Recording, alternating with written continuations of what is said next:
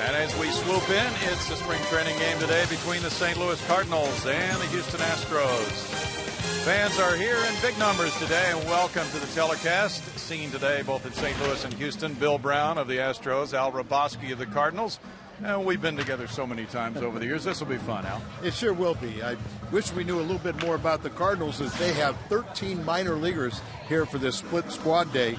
But we're very happy to see the Astros, and boy, they had a great second half. They did. Lance Berkman will be in the Cardinal lineup. Let's join our compadre now, Jim DeShays, outside the stadium. JD?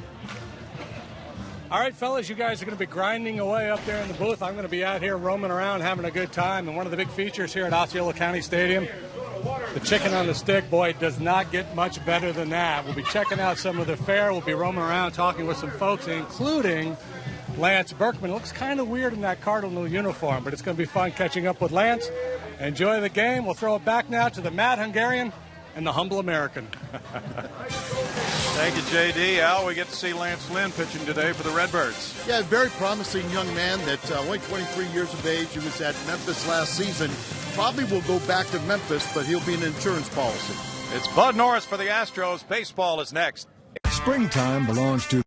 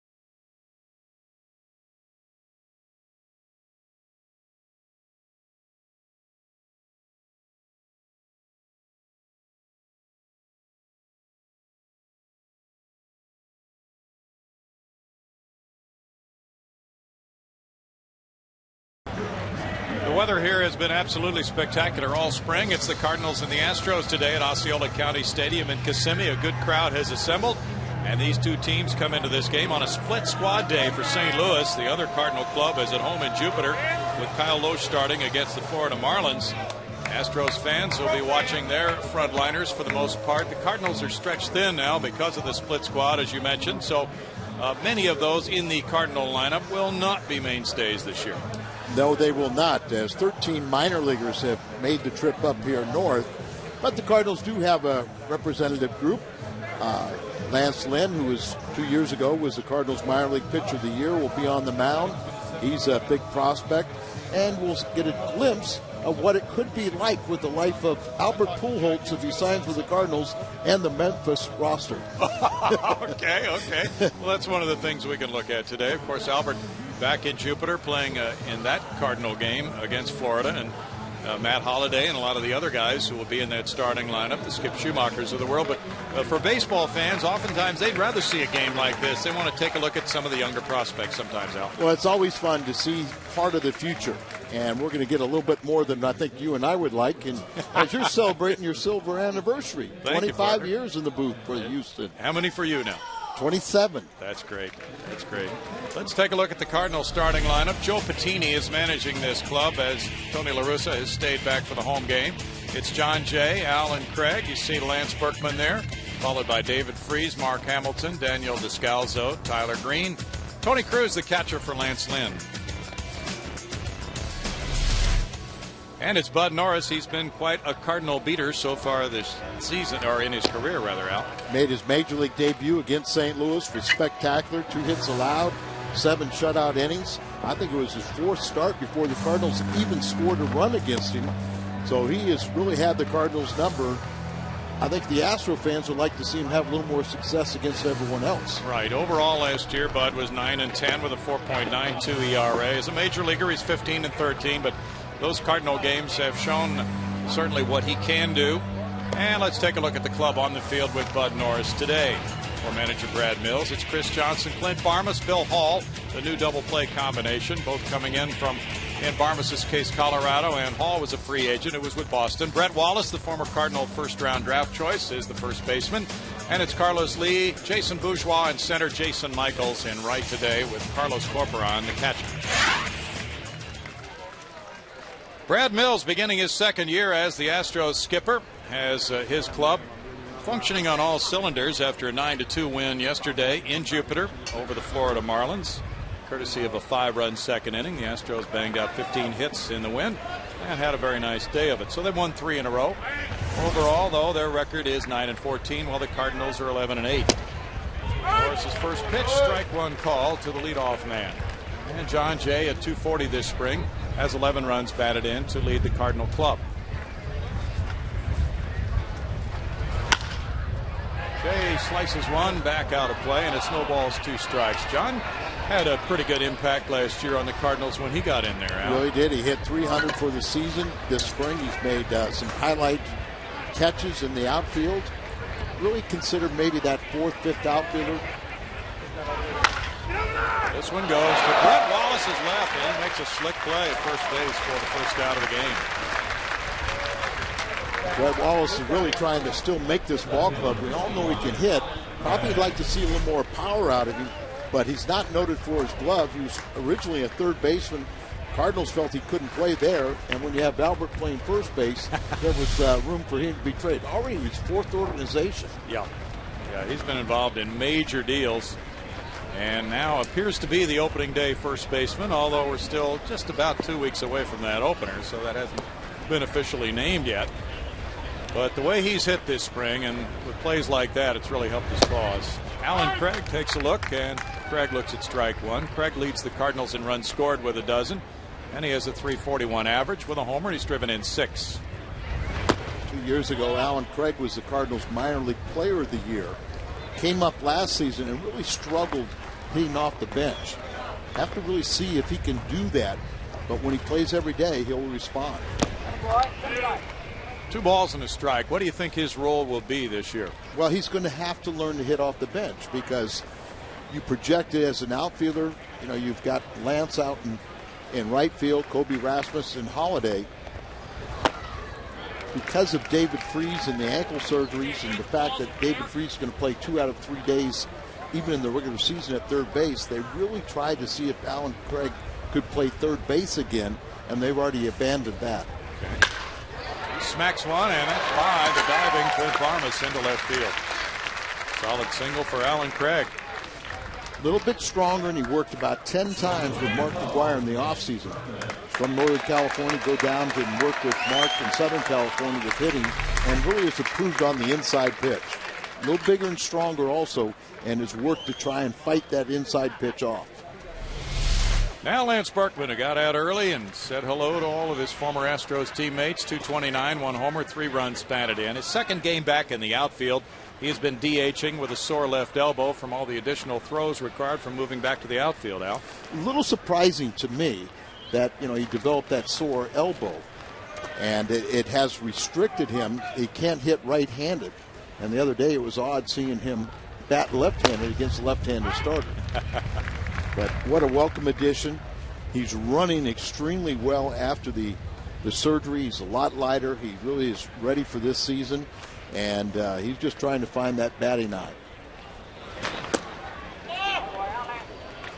It's 1 ball and 1 strike. Lance at age 35 now, beginning another phase of his career after all those years with Houston, after being a first-round pick in '97, traded last year in July to the Yankees. 327 career homers, almost 1,100 runs batted in for Lance. And last year, Al, as you know, Lance was a little bit late, like he was on that pitch. He was having a problem getting his legs into his swing, coming back from knee difficulties. This year, as you've indicated, he's much healthier. Much healthier, and I think even Lance has recognized it's either do or die. Either I have to regain my hitting form or go home. It's 2 balls, 2 strikes. Well, if he is the usual Lance Berkman, that's going to be quite a potent Cardinal middle of the order this year. That's why I think coming to St. Louis, being embraced by the Cardinal Nation, hitting behind Pujols and Holiday, if he has something left, it's going to come out. And most people are wondering or thinking it's going to be a problem for him playing the outfield after so many years at first. I don't think that's an issue. He certainly does not seem to think so. He bounces this one through the left side. Single for Berkman gives the Cardinals a rally here in the first inning with David Freese coming up. So we all know the quality person that Lance Berkman is, that he has fit very well with his new teammates. They have embraced him, and he's enjoying his time. Kind of inside out stroke a little bit, pushes it to the left side and on through. And sometimes that's just as helpful. Just get a few base hits and get your confidence back. Absolutely. You told us about David Freese earlier. He's had good results this spring as he tries to reclaim that third base job. And there's strike 1 to Freese. A big key to the Cardinals is going to be the return of David Freese. Last 2 seasons, his season has come abruptly to an end with ankle surgeries, and he's just have to stay healthy. This bouncer goes on 1 hop. It's Chris Johnson to second, and Bill Hall turns it into a 5-4-3 double play. No runs, 2 hits, and a man stranded. No score from Osceola County Stadium.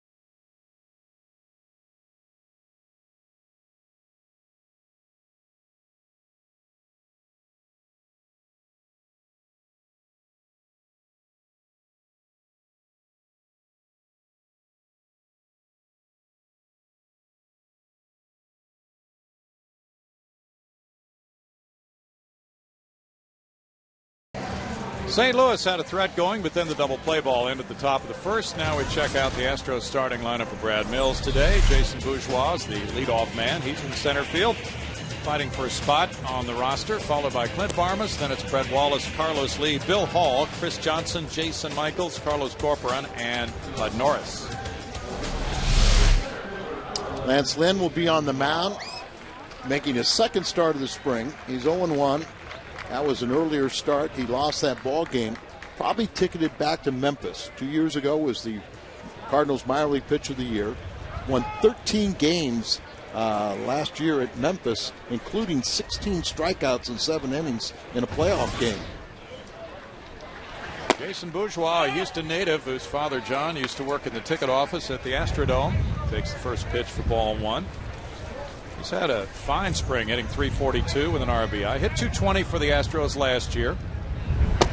He's a speedy backup outfielder who can play center, and sometimes when Michael Bourne gets a rest against a lefty, he's in the starting lineup, Al.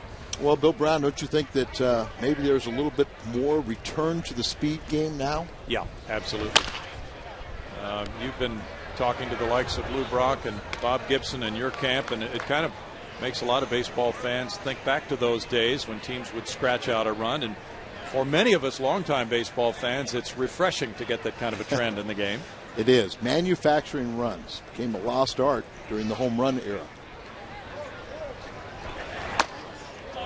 2 balls, 2 strikes. And the Astros with Michael Bourne, the type of speed merchant who could lead the league in steals, have also this speedy player who's trying to make the roster, certainly not guaranteed a spot right now.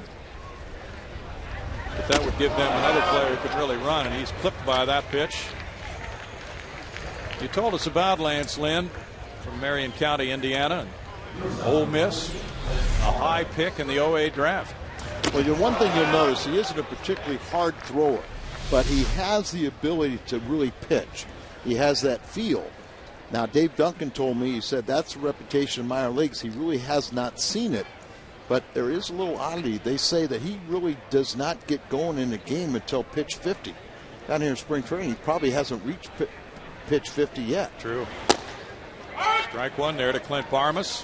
Clint's still trying to get going with the bat this spring. His hands have looked awfully good at shortstop, 227, with 2 runs batted in. Brad Mills was telling me how happy he is to return to shortstop. He had moved to second base with the Rockies because of Troy Tulowitzki. Runner going, and there's the throw, and it's a little high and in time still to gun down Bourgeois. Tony Cruz with the throw to second in time. And that's good to see because Tony Cruz is noted more for his young bat. He has caught Lance Lynn a couple years ago as this young man is coming through the minor league system. Good jump, a little maybe a hesitation halfway, and a good tag as it comes down there, and Descalzo stays with it, and maybe pushed him off the bag to help sell it. Strike there to Barmas, and the count goes to 1 ball, 2 strikes. Clint came to the Astros, and you see his career numbers with the Colorado Rockies. He had come up through their system after playing at Indiana State, and he came in the trade for Felipe Paulino. He's from Cardinal Nation. He sure is. Big Cardinal fan growing up, and had a big 23 home runs a couple years ago. Yeah, he did. He did. Astros and Cardinals meeting in those games, you see represented on the top of your screen. Always good baseball when these two teams play, and fans have loved the style of baseball and the good competitiveness and a very respectful type rivalry over the years. Good heater there, and there's a strikeout. You keep the ball down, and that's one of his strong points, is he works on both sides of the plate, can change speed, and keeps the ball down. Look at the Cardinal defense. Around the horn, Mark Hamilton at first, Descalzo at second, Tyler Green at short, and Freeze over at third. Alan Craig in left, John Jay in center, a guy named Lance Berkman, maybe some people have heard of him, and right, Tony Cruz behind the plate, and Lance Lynn on the mound. You know, we've made so much already out of Lance Berkman coming back to play against his former club, and now here's another angle of Brett Wallace, who was drafted in the first round by the Cardinals, and as he comes back to play against St. Louis, with 13 runs batted in for spring training, Brett has the highest figure in the RBI department of anybody in the spring, either in Florida or Arizona so far. He had a 7 RBI game. And shoots that one foul. Nobody doubts that Brett Wallace can hit. I guess the question for the Astros is, can he hit enough power to stay at first base? Some thought of maybe Carlos Lee coming in from left field and playing first, but Brad Mills said he worked very hard with Bobby Meacham this offseason, and they like what they've seen. Yeah, Bobby is one of the Astros coaches, first base coach and infield instructor, who lives in the Houston area. And also a former #1 draft pick of the Cardinals. That's true. So there was quite a group of Houston players working out at Minute Maid Park all winter. Chris Johnson, Brett Wallace, and many others. Brett has shown the capability to hit the pitch away from him very well to left center and center field. He pulled his grand slam a few days ago, and the Astros wouldn't mind seeing probably a few more hits like that. Boy, isn't that a fine line? You know, you don't want to get a young hitter pull conscious. You like the ability to go the opposite field, but you've got to pull that inside pitch.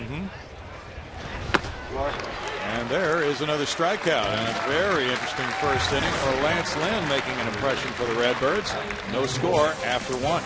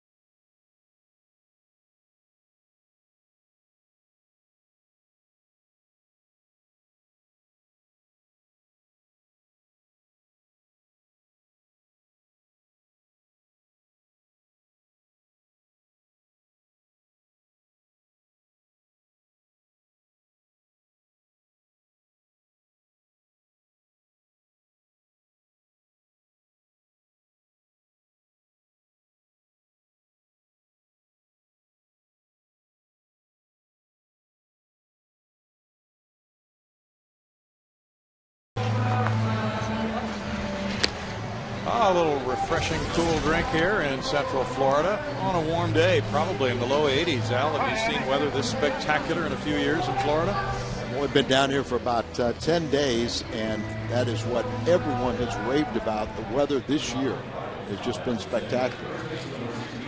No score after 1 here at Osceola County Stadium. And we go now to the second inning, and it's first baseman Mark Hamilton. Hamilton's gone deep 3 times this spring. He's driven in 7. Bud Norris missing with ball 1. Hamilton's a big power slugger. He did get 14 at bats after the Memphis season, which terminated last season. Only hit 143. Got 20 home runs at AAA last season. Just a roadblock when you're a first baseman. Isn't it, though? And, of course, if anything would happen to Albert Pujols, Lance Berkman could move over and play first base. Holiday. Yeah. Berkman. So these minor league kids, I mean, they're auditioning for a lot of scouts. Yes, they are. 2 balls and 2 strikes to Hamilton. Norris lost his last start, giving up 5 hits and 5 runs in 3 innings against Atlanta. He's been bothered by a little right hamstring injury, but pitching through that, as many pitchers do. That's slashed on the ground, backhanded. Barnes trying the off-balance looping throw, and he got it. Spectacular play by Barnes. What about that? It was an outstanding play. All managers and coaches just ask you to make the routine play. But when you can make the routine play and then throw in a gem like this, look at how on the outfield grass shows that arm strength, gets it all the way across. Wallace doesn't really even have to, just a courtesy stretch, as it's just the pure arm strength from Barmes. And Hamilton was running right out of the box, just couldn't make it. Tremendous play. Take another look. You see him running here. He puts the head down. There's not a lack of effort, just lack of foot speed. Daniel Descalzo now the batter, and it's 2 balls, no strikes to him. 303, 1 homer, 4 runs batted in, and a good spring for Descalzo. They like his bat. Very solid defender at second base. Kind of hurts him is, like a lot of infielders, that if you're trying to be that utility man, that backup, what separates good ones is the ability to play shortstop. Good point. Bill Hall knocks it down, but it trickles behind him into right field for a hit for Descalzo. Sharply hit grounder. Good to see Billy Hall back in the Central Division. What a talent he is. He is a talent. Still trying to find a position defensively, but shows good range there, gets to the ball, but that would have been a very difficult throw to right the ship and throw a speedy runner out. Yes, it would have been. Tyler Green is one of those guys you talked about who does play shortstop as well as other positions. His primary position is shortstop, and right now with Nick Punto out with a sports hernia, he'll probably miss the first month. Tyler Green is really the only legitimate shortstop or backup for Ryan Theriot. How has Theriot looked this spring, Al? He's been a little slow with the bat. I think the assessment is that he's maybe showing a little more range defensively. Not the desired arm strength that you'd like, but Cardinals won a world championship with Eckstein, and he has a much stronger arm than Eckstein. And he plays with a lot of heart like Eckstein. Jim DeShays will be joining us along the way today. Glad to have you with us today as we go to both St. Louis and Houston markets.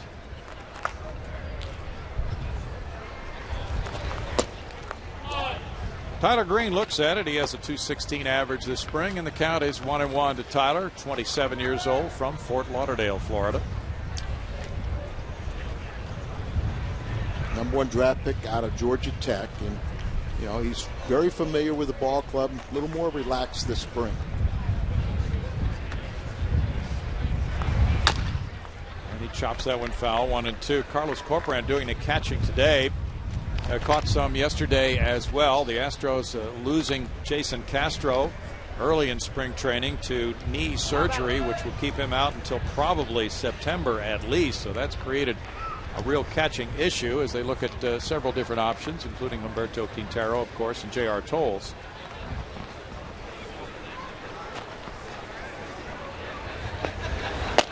That's a strike, and Green is out, #2. And Bud Norris just seems to dial it up awfully well when he faces the Redbirds, Al. It's amazing how you always find one guy, and he'll dominate against a certain team, and Bud's team is the Cardinals. He just has their number. And you just hate to see someone take a fastball, especially a called strike. I'm not saying it wasn't a good pitch, because it was. Right. Good location, but you like to be aggressive. They're 5-1. 2.27 ERA in 6 starts. Tony Cruz looks at it. It's strike 1 to Cruz, hitting .077 this spring. 24-year-old receiver from Palm Beach, Florida. Played at Palm Beach, Springfield, and Memphis last year. Hadn't hit much this spring, but Mark McGuire, the Cardinals hitting coach, said he likes his potential.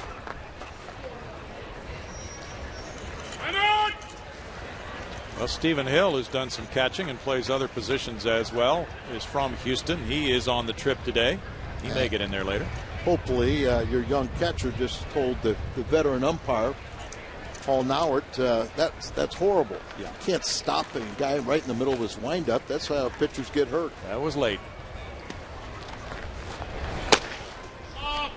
Slider away makes it a 1-1 strike. If you attach numbers to starting pitchers, number 4 would be attached to Bud Norris as of right now, but we're not sure about that because the actual order of the rotation has not yet been announced other than the starter Brett Myers by Brad Mills.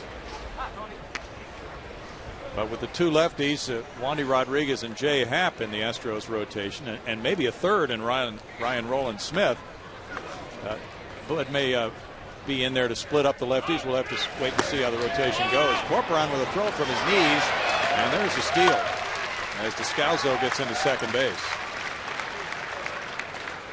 I'd like to see that catcher, and because it was a low throw, shows his athleticism as he goes down, but has the pure arm strength to still make a strong throw.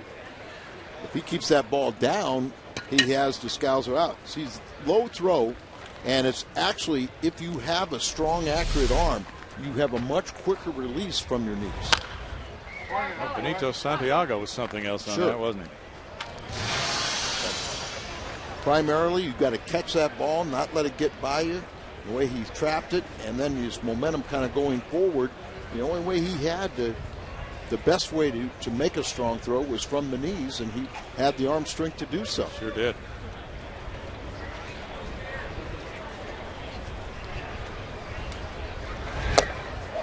There's a strikeout for Norris, and that's number 2 of the inning for him.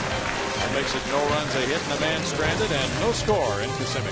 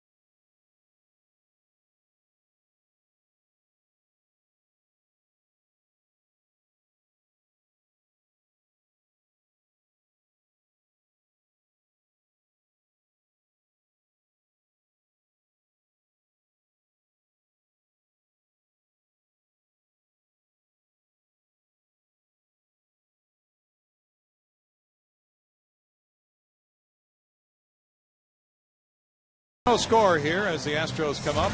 Bottom half of the second inning. Glad to have you with us today.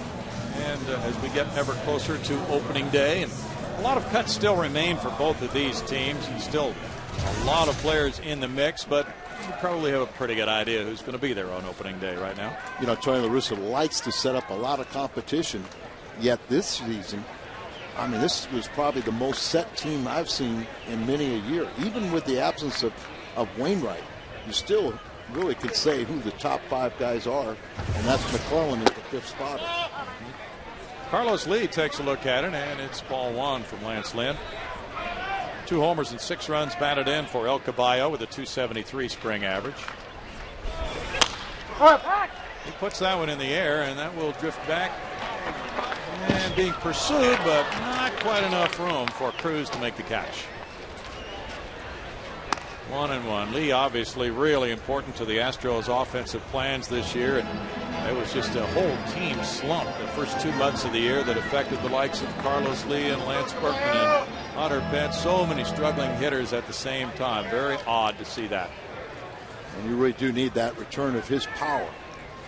But, you know, if Armas can come back, Billy Hall can, you could have a lot more thunder. Well, the Astros had a total of 9 homers from their second baseman and shortstops last year. That could be a big improvement. You'd be disappointed if each of them hit 9 this season. Yes, very much so. That one will hang for the center fielder. John Jay moving in. Let's go to JD. Jim DeShays, what do you have for us? All right, fellas, I have for you chicken on a stick. Among the many fine delicacies they have here at Osceola County Stadium, Dipping Dots ice cream, the ice cream of the future. It has been for about 20 years now. Sooner or later, it's going to be the ice cream of the present. And chicken on a stick for just $8. You can get this delicious morsel of deep-fried chicken. And the great thing about the chicken on a stick, when you're done, you got this like 18-inch long toothpick, and you can pick your. It's just unbelievably efficient. No wonder we didn't see you in at the lunchroom. Yeah, you knew what your assignment was going to be. Yeah, and for the people at Fox, that's $8 you owe me. Oh no, expense accounts for spring training. The accountants are watching Bill Hall with an 0-1 count.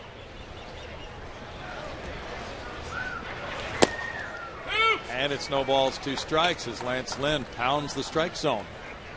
Utilizes all of his pitches, and of course when you got Billy Hall up there, you probably see a lot more breaking balls. 265 for Bill Hall with a homer, and he's driven in 3. He's played a lot of different positions, but happy to settle back in at 1, second base this year. Jeff Keppinger had surgery on his foot, and he will not be able to return until May. Those are the estimates. He was the second baseman last year, but he can certainly fill in a very important role, being able to play all the infield spots when he does come back. Super utility sub. Yes, absolutely. All grounds 1 to short. Tyler Green with a play, 2 outs. McPunto is going to fulfill that role with the Cardinals. And it was curious the other day, I watched the Jim Leland and Gene Lamont, and they were telling Punto how well he looked in red. And basically we're saying we're glad we don't have to see you make every play against us anymore. He is a phenomenal defensive player. Should be a good addition for the Redbirds. Chris Johnson has an excellent spring underway with that .359 average. And he did that last year as well. There's strike 1. Chris hit 8 home runs last spring. Made the Astros opening day roster. Later got sent down for a time to Round Rock, but then when Pedro Feliz was let go, he took over at third base and had a whale of a year. 1 ball and 1 strike, and he's another of those very important guys in the RBI department for the Astros, Al. No doubt about it. The way he played in the second half last season, you feel very comfortable counting on him. The Astros had a good run in the second half of the year, and that's why many are so optimistic about what they did. Terrible first half, but they went 17-12 in August. They were 14-13 in September. So for the Astros brass, a chance to see a lot of the players develop this spring.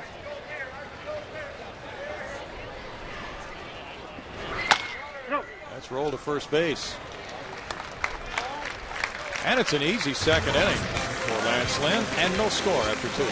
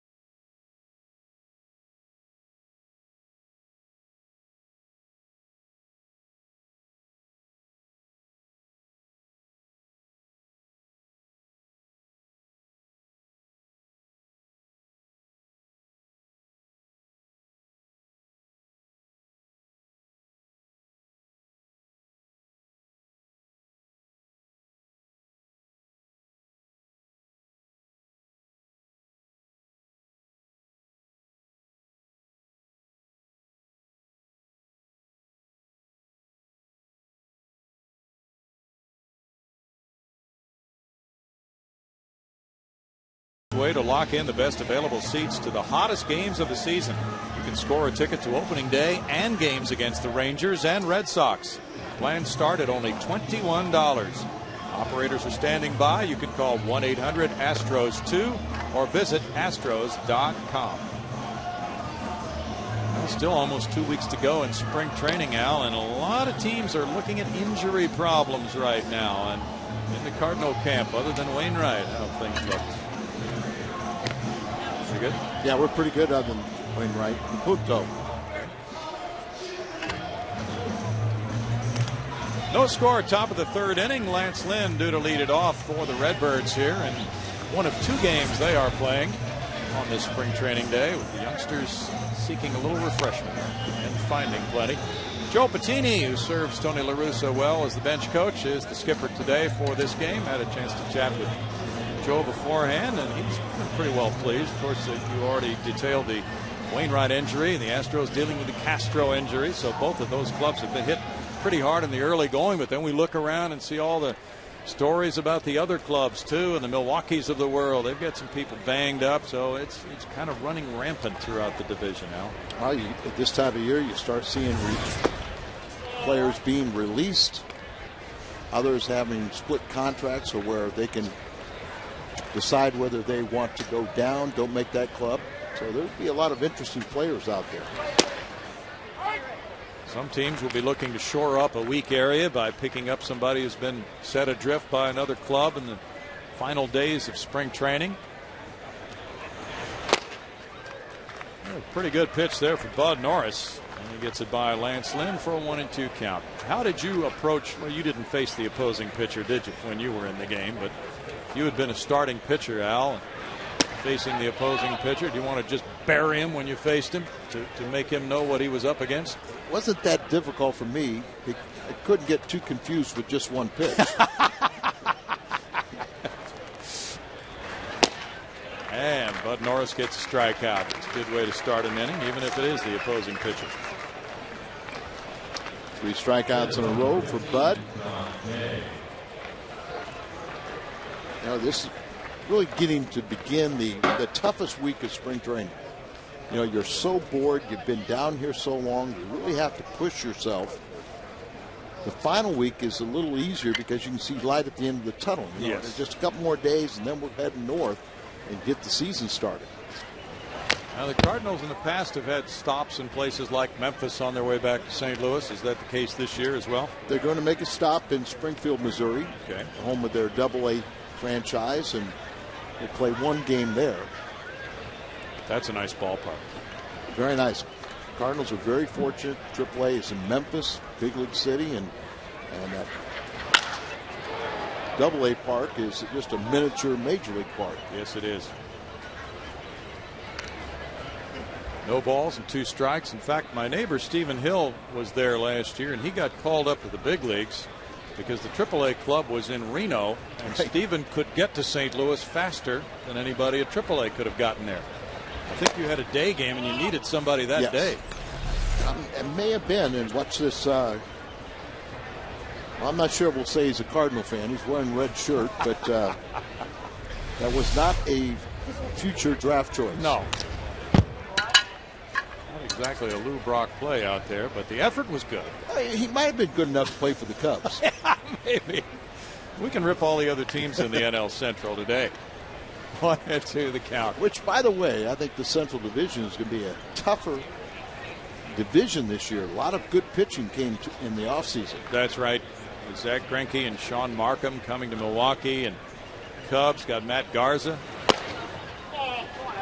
2 balls and 2 strikes. The Reds, just in a lot of publications, Al, don't seem to be getting a whole lot of respect after winning the division. To be quite honest, I thought the Cardinals had the division, and they just didn't beat the poor teams. Right. And that's out number 2. In these 2 teams head-to-head play, the Astros won 10 and the Cardinals won 5 last year. And there's your difference in 5 games. The Cardinals actually had a winning record against the winning teams. They were 12-6 against the Reds, but they had a sub 500 record against the weak teams. Interesting. And that's why they finished 5 games back.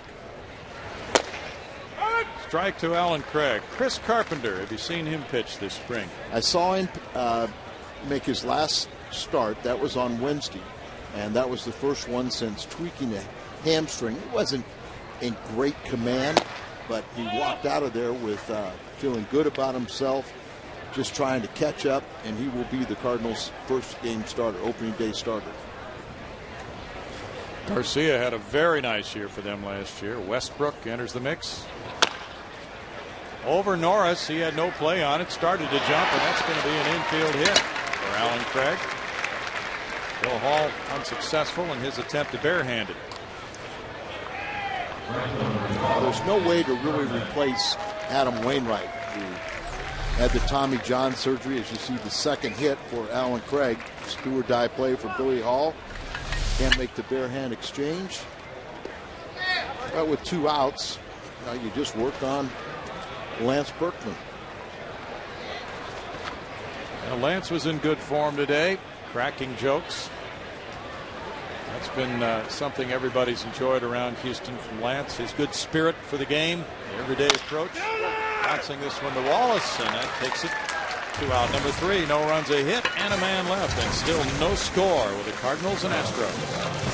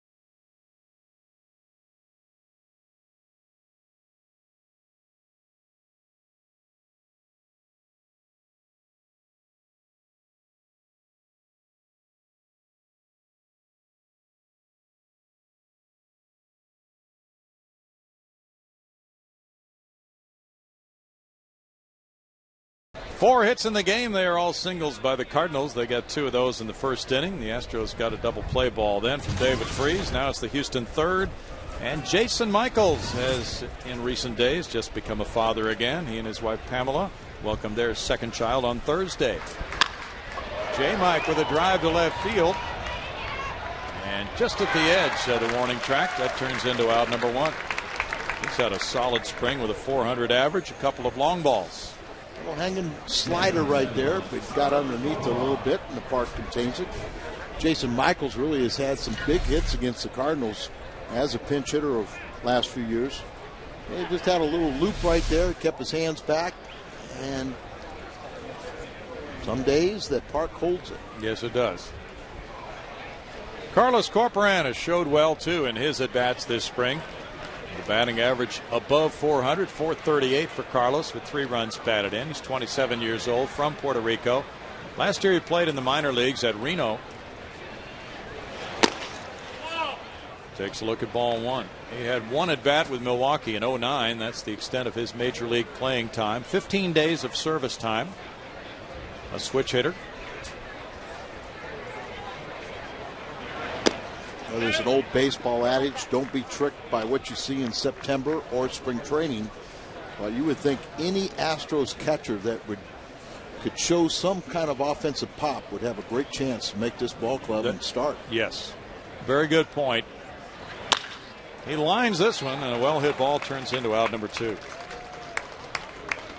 Especially because the Astros are primarily a right-handed hitting team, so if they find a left-handed hitter with a good stick, they have to consider him strongly at this point. Bud Norris will bat. Maybe Jose Cruz can come back. Well, he's right next door to us, and he looks like he's in playing shape, Al. Well, he always did. And of course, he was started in the Cardinal organization, and we were teammates in the minor leagues. And what a great hitter he developed into. Yes, he did. And he once played along with his 2 brothers in an all-Cardinal outfield in a spring training game. I was probably there. You probably were. I think it was '73, Al. Well, I was there. Tommy, Cirillo, and Hector. Tommy really just a slight cup of coffee. Hector a little bit more. But Jose by far the oldest and the best. You know, we were talking earlier about the Cardinal tradition, and it's a long one and a very successful one. And The Astros are entering their 50th year as a franchise. Of course, there have been many fans of the Cardinals in the Houston area going back to when the Houston Buffs were a Cardinal farm team. Popped up foul. Hamilton over. And just out of the reach of the first baseman and catcher. 120 years in Cardinal history. And I remember when the Buffs were a AAA franchise. Of course, you had the Atlanta Crackers, was also a franchise, and the Cardinals. And at one time they were the only team west of the Mississippi. Yes. So a lot of fans have developed that winning tradition of Cardinal baseball. Absolutely. Many of the outstanding Cardinal players passed through Houston on their way to the big league club. Popped up, and it goes to shallow right field. Here's Lance Berkman for the third out. Only 9 Astros have batted through the first 3. On a very good day for Lance Lynn. No score.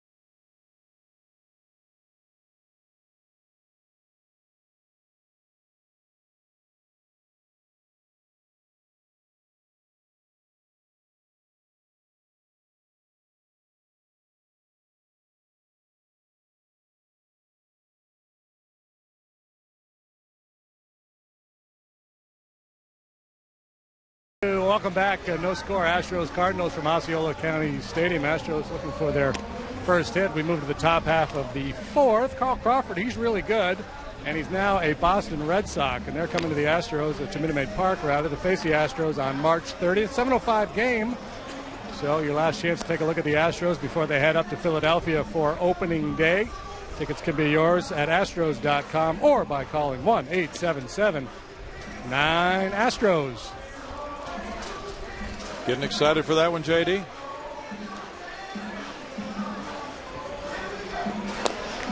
No score after 3, and you see the Houston line with nothing but zeros. The Astros have sent only 9 men to the plate. The first one, Jason Bourgeois, was hit by a pitch, but then he was thrown out trying to steal.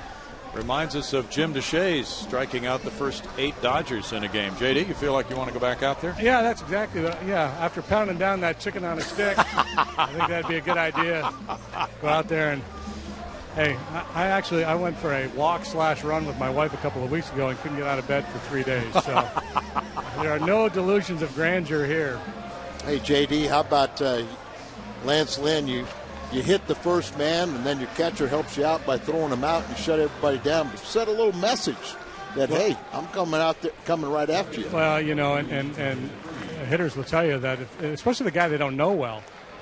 You knock somebody down, you hit somebody early. Even if you don't do it intentionally, it's an opportunity to take advantage of it. I've talked to a lot of hitters over the years that said, if somebody buzzes my tower, I'm not diving to cover that outside corner. I'm going to hang in there and try to go 1 for 4 today, because tomorrow night maybe the guy won't be quite as aggressive inside, and I'll take advantage of that. David Freese looks at the first one here in the 4th inning, and it's ball 1 from Bud Norris. He bounced into a double play. And David has really had to fight a lot of injuries. You talked about the pattern not to play him every day at first, Al, so that would seem to be a very logical approach. Just let this guy get healthy and settle in a little bit before we really string the games together for him. The last 2 years he's had 3 ankle surgeries. Both ankles have been operated on. And, he hit into a double play, and they would have turned that one. But by orders, he's instructed, don't run hard, don't push anything. But at some point, that athleticism or competitiveness takes over. True. Yep. It's hard to put the restraints on a player. He's very good defensively, better than advertised, and he's really shown an ability to drive in runs. And it was odd for him to hit a double play the first time up. Bud Norris rips a fastball by him for a strikeout. That's number 4 for Bud. Of course, Bud is the equalizer. He has the Cardinals' number, and you see David Freese many times go to the opposite field. He had a pitch to do so, but swings through it. Of course, that pitch up in the zone is a pitcher's pitch. Mark Hamilton grounded in the hole, and shortstop Clint Barmas made a sensational play to get him out. Strike 1 to Hamilton. You remember last season, it was a horrible start for the Astros. They lost the first 8 and didn't win their first game until they beat the Cardinals, right? That was it. And they were 17-34 out of the gate. But you have a very good manager. Brad Mills, we've both known him for a long, long time, have great respect for him. He showed great patience. He's got a good teaching staff, and it all paid off. That second half, they were a force to be reckoned with. They really were. And we were watching him during some of the drills this morning. Very much a hands-on type of manager. That's the type of coaching staff he has.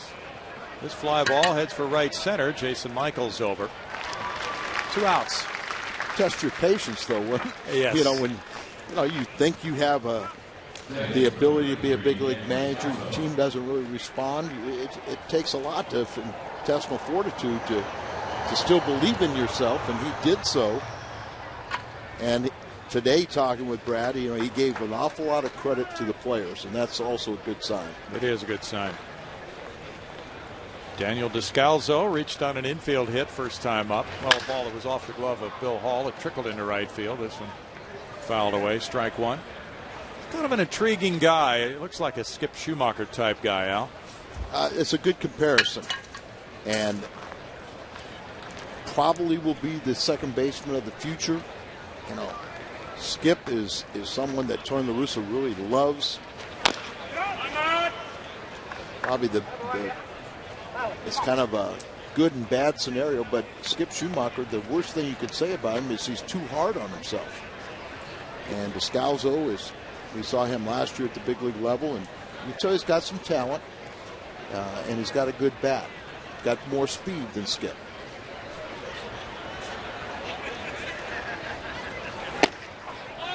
Norris missing, and he was referred to jokingly by Albert Pujols as Chuck Norris last year. That's kind of the way the Cardinals felt about him, the way he threw the ball against them.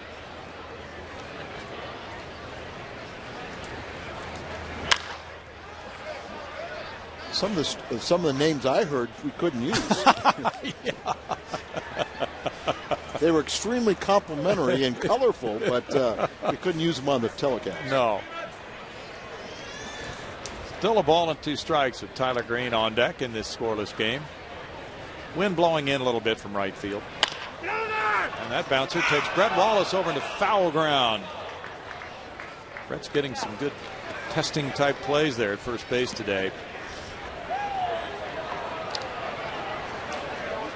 Now, you talked about Brad Mills, and of course it's been kind of a turnover in the Astros roster since he took over with the trade, bringing Brett Wallace to the club, and then Chris Johnson coming up when things didn't work out at third with Pedro Feliz. So there are younger people moving in, and now this year a new double play combo. It does seem with most teams that change is a constant, but a little bit more so with the Astros since Brad took over. Sometimes it's a lot easier when you bring in a new manager, fresh staff, that you can make those changes. You can fall in love with your players a little too long. Club becomes a little stale, and sometimes it's easier to change with new people. That's a looping liner into left center field. Right off the end of the bat, and Descalzo did a nice job with 2 strikes of getting on base. He's 2 for 2. Defensive swing, something we don't see anymore. You get 2 strikes on you, and everybody's swinging for the fences. Well, you don't see the choke up much, but you can kind of just throw the bat at the ball, try and make contact, guide it to where a player's not, and that was the description of what Descalzo did there with a pitch that's up. Yeah, Tyler Green, the batter. That's an interesting point you're making. I had the same conversation around the batting cage with Keith Bodie, who will be the Astros AAA hitting coach at Oklahoma City, about all the strikeouts in the game now. But as we were talking about, the trend is changing now toward lower scoring games. I wonder if the trend will swing back toward fewer strikeouts and more hits like we just saw with 2 strikes. Bill Brown, I competed against Reggie Jackson, obviously a Hall of Famer and great player, but his greatest contribution to baseball is he glorified the strikeout. Yeah. Nothing good happens from a strikeout. No. You used to have that perspective like, well, what's the difference? An out's an out. You put the ball in play, something good can happen. That's right. And when you're fighting for every single run, and we went through that tremendous explosive era of offense back in the 90s, it's a different style of game right now with such good pitching. So contact can mean the difference in a ball game now.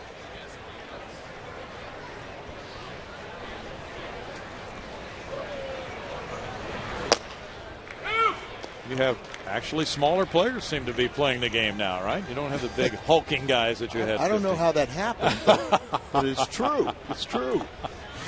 But even thinking about a big guy like Rico Carter, Rico was a big, strong power hitter until he got 2 strikes, and then he was a punch and Judy. Just tried to punch the ball the right side. He was a right-handed hitter, and he just tried to take that ball, let it get in on him a little bit, and just because he didn't want to strike out. Exactly.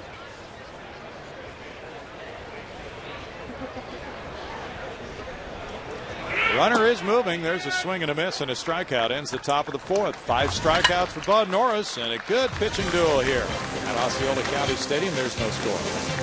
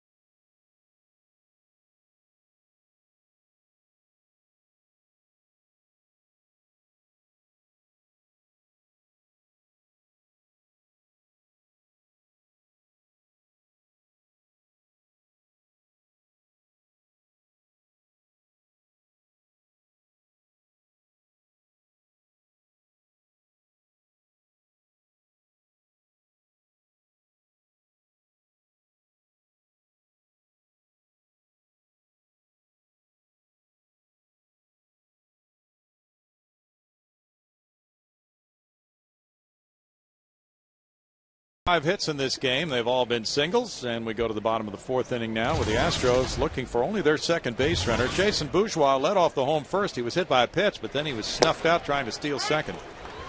And there's strike 1. Lance Lynn has mowed down the Astros since that hit batsman. And it's time to pay Lance Lynn a little tribute, as he's done a nice job of keeping the ball down and working in and out. Things can change so quickly in baseball, even though if you had to make up the Cardinal opening day roster right now, Lance Lynn probably would not be on it. Things can indeed turn around in a day. He is insurance policy at AAA. And remember, too, he's only 23. He'll turn 24. A nice block by Tony Cruz there. He'll turn 24 mid-May. So, ideally, the best thing for his development would be pitch another year, a second year at AAA, and then look for him next season, along with a guy named Shelby Miller. He's ranked as the #1 prospect, isn't he, for St. Louis? Yes, he is. That's a liner to right field. Well hit ball by Jason Bourgeois out to Lance Berkman, and the Astros get their first hit. It's a 2-strike swing. As a pitcher, if you're facing a pull hitter, he really is easy to get out.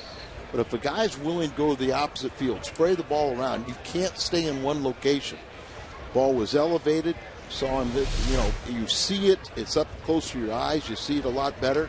And with that good, trying to not do too much with it, a solid single to the opposite field. Let's see if he takes off again. He was thrown out earlier. There's ball one. You pointed out a minute ago the good block by Tony Cruz. There was nobody on base, but we saw Mike Matheny do that all the time, and he's now an instructor for the Cardinal catchers, isn't he? Most definitely. And it all goes back to Dave Ricketts, who taught a lot of the great Cardinals. Dave has passed on, but Mike Matheny's now, and of course Yadier Molina. That hits the third base bag, pops up in the air, goes into shallow left field. Tyler Green runs it down, and it's a hit from Clint Barnes. Cardinals catch a break by that ball hitting the bag instead of that being a double. And maybe with Astros getting a run with that great speed out there, they catch a break that it hits the bag, pops up in the air, and Tyler Green's able to get it and just hold it to a single. Brett Wallace comes up next. He struck out in the first inning. And Matheny just had such great work habits. He would always go down and block balls even when there was nobody on base. Well, I'll take it another step further. He'd do it in between innings. Just to practice makes perfect. And I think Mike Matheny, if he wanted a big league job, I think there'd be several organizations say, we'll take you right now. Great family man, and I think he's just slowly easing his way into taking a role. But he'd probably be a good manager also. Mm-hmm. Very, very sharp individual. 2 balls, no strikes. In fact, when these two teams played so often, 6-7 years ago, and it was Osmus and Matheny, you had 2 of the very best receivers in the game. Well, you touched on it earlier. They had those the killer bees and the battles between the Astros and Cardinals, but extremely respectful.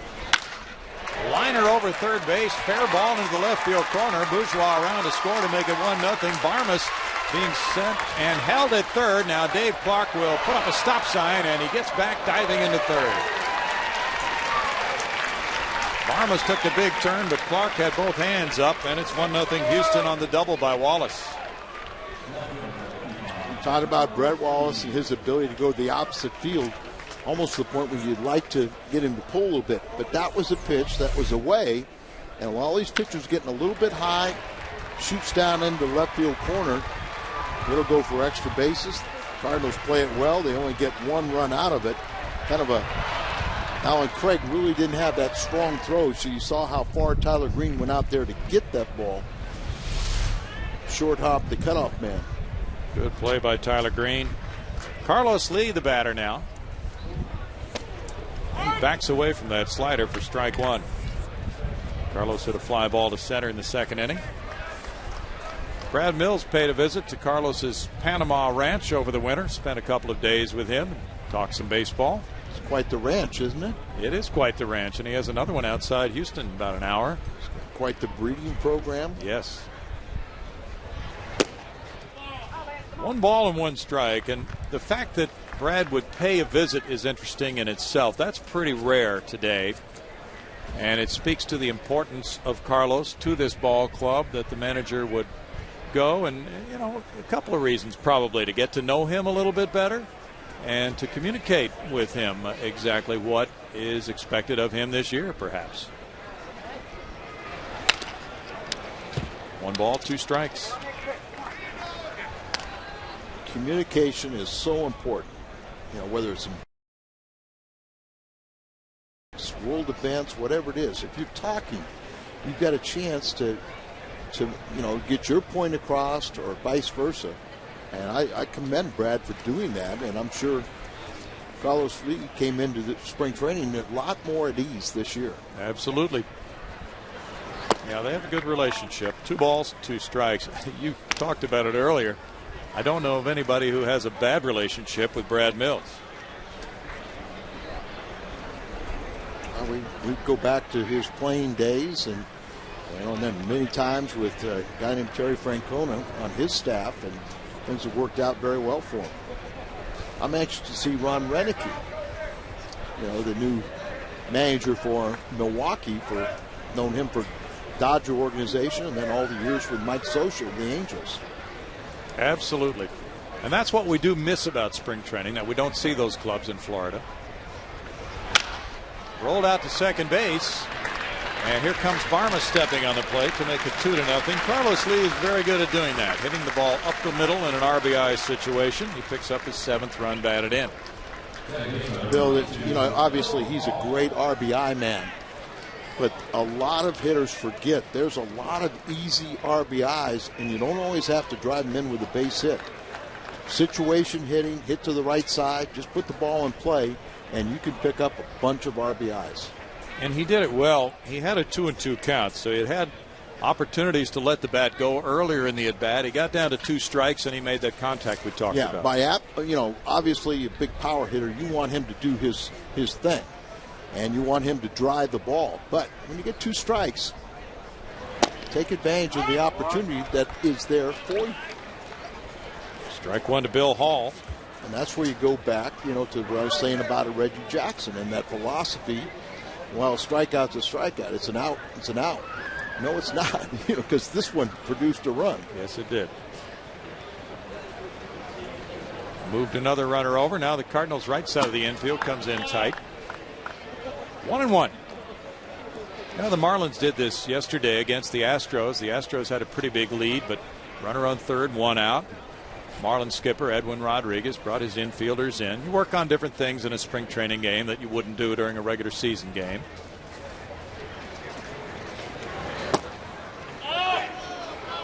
Two and one. A lot of times you'll see Tony La Russa's clubs where the middle infielders will come in, but with Billy Hall, you got to respect his pop. And so they're just doing it with basically the second baseman. First baseman playing in even with a bag. Chris Johnson on deck. Looked pretty close. 3-1. Paul Nauert, the home plate umpire, says ball 3. In the shade, that temperature is probably about 70 degrees right now, Al. Just a wonderful day to be outside. Absolutely perfect. Not a cloud in the sky.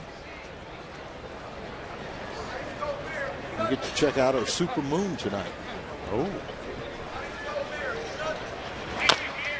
So what is your expectation for the NL Central? You said you thought the division was tougher. Do you think Cincinnati would be equally as good as last year? I don't see any reason why they shouldn't be, but I don't think they were the best team last year. The Cardinals,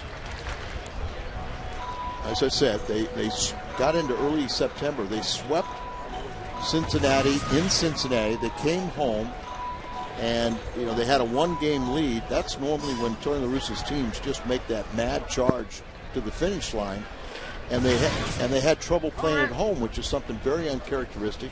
Then they had a horrible road trip where they went to Washington, Pittsburgh, and Houston, and were 2-8 and never recovered. That's a tough one late in the season. So I think Cincinnati is going to be very good. Those young players are another year of seasoning. They should still progress. A lot of them depend on those young pitchers. Obviously, Milwaukee with their great hitting club. Now they've got 2 very good pitchers, so they got 3 good starters now. Houston trying to pick up where they are. I don't think they're going to be in the upper echelon, but they're going to be better.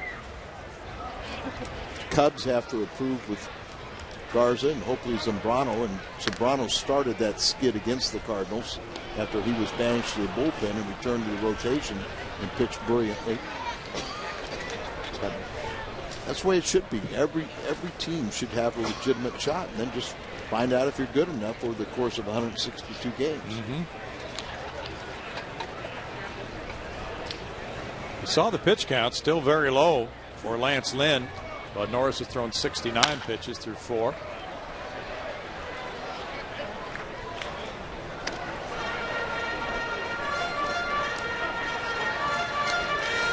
I was told that Lance Lynn, when he gets to 50 pitches, then he starts getting better. Okay. Well, It hasn't worked out this inning for him. Right. But one of the things I like to see in spring training is everybody looks good, you know, when things are going right. But let's see what he does if he gets in a little trouble. It's a good way to judge a pitcher. Oh, he gets a call there, and it's strike 3. Bill Hall unhappy with that result. He is really upset. That's out number 2. Big pitch in the inning.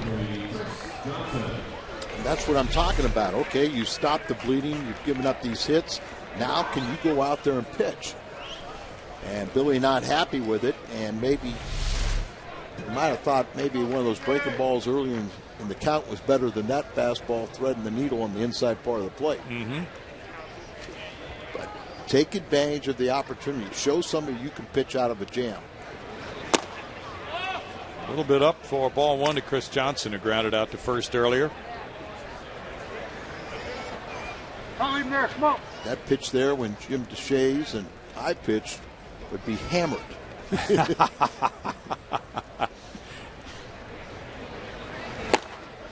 The breaking ball that kind of hangs a little bit on the inner third of the plate. Yeah. But because they don't call the high pitch anymore, and Jim and I were both high ball pitchers, you know, hitters have a tendency to lay off the hanging pitch. That's a point, too. If you can get the hitter to start swinging at that pitch, it's a whole different game for a pitcher.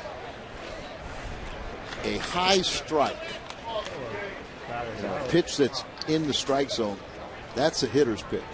But if you, as a pitcher, can get a guy to elevate the strike zone and swing at pitches, then that's the pitcher's pitch. Lynn has a strong finish, striking out Hall looking and Johnson swinging. And the Astros come up with 2 runs on 3 hits and leave a man for a 2-0 Houston lead.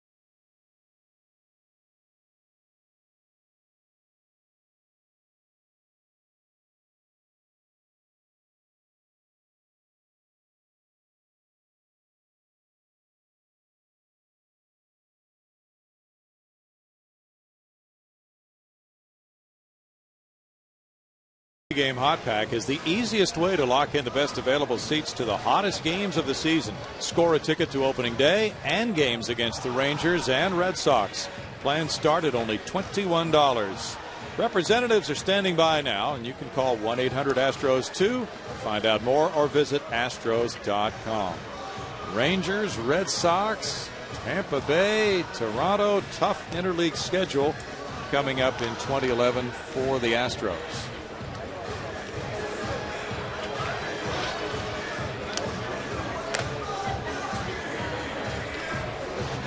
2-0 Astros. They scored on singles by Bourgeois and Barmas, then a double by Wallace, knocking in one, and a ground out by Carlos Lee. Bud Norris, meanwhile, has thrown 69 pitches. He struck out 5 in 4 innings. Well, Bud Norris still continues to have the Cardinals' number. He's gotten Tyler Green a couple times. There, Tony Cruz, Lance Lynn. He's got 5 on the afternoon. Gets there, Tyler Green again. Just a typical performance when he's facing the Redbirds, isn't it? Boy, if he's in a slump, he wants to face St. Louis, that's for sure. This is by far his best outing of the spring. He came in with an ERA of 10.29, and there's strike 1 to Tony Cruz. Not that that is of major concern, but you were talking about heading toward that final week of spring training, and certainly any starting pitcher would like that final outing or two to be a good one. The goal in spring training, especially if you're an established player, you know you have the team. Not that you take anything for granted, but you get your work in. And as long as you pronounce yourself ready opening day, you've accomplished, you know, what you set out to do. But obviously, you'd like some positive reinforcement late in spring training. Rather see it late in spring training than early. Absolutely. 1 ball, 2 strikes to Tony Cruz. And according to some of the stories, we see Stephen Hill of Houston, by the way, on deck right now to pinch hit for Lance Lynn. Sean Markham was clocked around 86 for Milwaukee. Clint Barmas heads out to left center, and the sun is a problem for him. That ball drops. He turned around and then couldn't pick it up, so it's a looping single for Tony Cruz. Tough sky right here. Looks like he has the old-fashioned flip glasses. Yep, looks like it. Not a cloud in the sky, and really wasn't hit well enough to really turn around, set himself. He's looking up there, but just can't find it.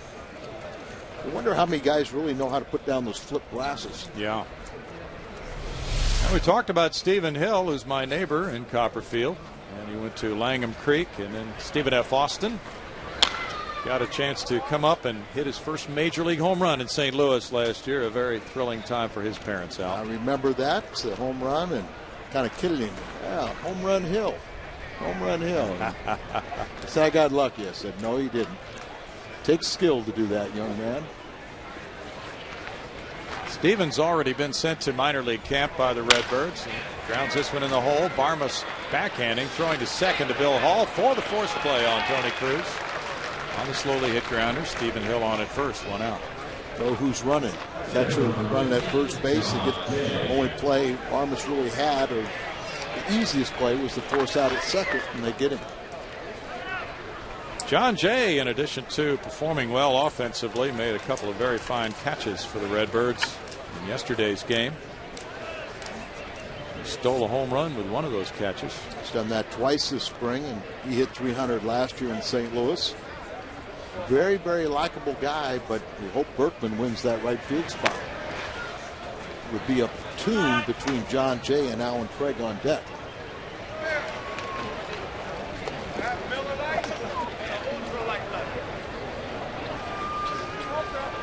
Suntan lotion is required today, or these folks may be scratching themselves in a few days otherwise. J.R. Tolles, one of the catchers down in the Astros bullpen. Stephen Hill takes off. There's a bouncer hit behind him and almost got by. And there's the flip as Bill Hall recovered. That ball hit the edge of the grass and just stayed down, but Hall was able to stay down with it. Shows the athleticism of Billy Hall. Looks like he's going to get a Sunday hop, but there's where he hit the ground, just submarined on him. And very athletic play. That was not easy at all. You're expecting something chest high. It's down around the ankles. Now you're trying to regain and hold on to your balance and then flip it to first base. Very nice play. It was good play. Alan Craig up. He's 2 for 2. Single to left and an infield hit to second. Little bouncer went right over the mound for that infield hit. And it's strike 1 to Craig. Alan Craig has hit at every level he's played at.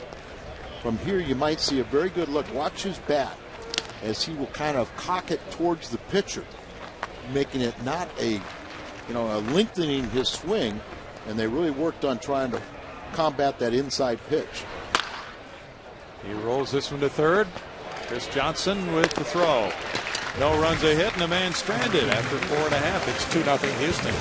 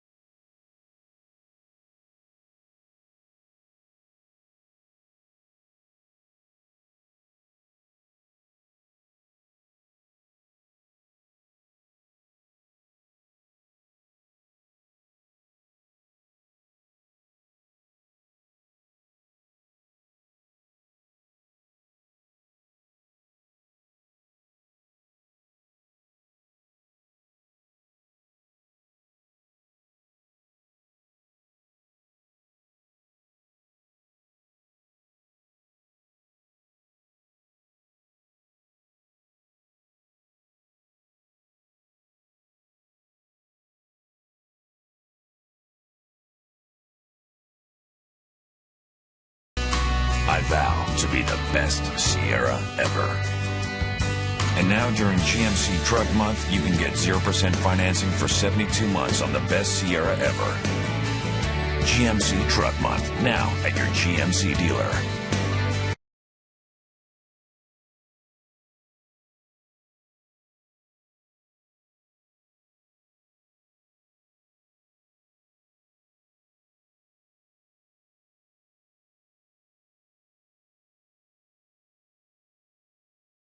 It looks good. And the fans here are enjoying a lot of things today. Not only the food and the cool drinks, but also very good pitching. And it's a 2-0 ball game with the Astros leading it. Meanwhile, Brandon Dixon is warming up. After the first 4 innings belonged to Lance Lynn. Lynn giving up 3 hits, 2 runs, and he had a hit batsman and 4 strikeouts. And you're seeing another former Memphis hurdler. Both of these, Lynn and now Brandon Dixon, both were on the All-Star team at AAA last season. This guy is a sinker ball specialist. He induced 20 ground ball double plays last year. He was 3rd in strikeouts to Lance Lynn in the Pacific Coast League. Working his 3rd game. He has a chance to kind of take over the Blake Hawksworth, the spot starter, the long man out of the bullpen. Jason Michaels with strike 1. He hit a fly ball to left first time up. Jason had a strong second half last year for the Astros. He can play all 3 outfield positions. And with the Astros having Hunter Pence in right field most of the time, Michael Bourne in center, and Carlos Lee in left, it's tough to get Jason into that rotation sometimes. Brandon Lyon warming up in the bullpen. Michaels hit 8 homers in 186 at bats, drove in 26. Bounces this one back to Dixon. Sometimes a manager, Al, as you well know, has to force himself to play people off the bench, even though he likes the 3 starters in the outfield, just to make sure everybody's sharp. You always have to anticipate that there could be an injury factor. The only way to keep people sharp is to play them. So this stage, even now, you'll probably see next week the starters will play 7, 8 innings, but occasionally complete a ball game. But still, it's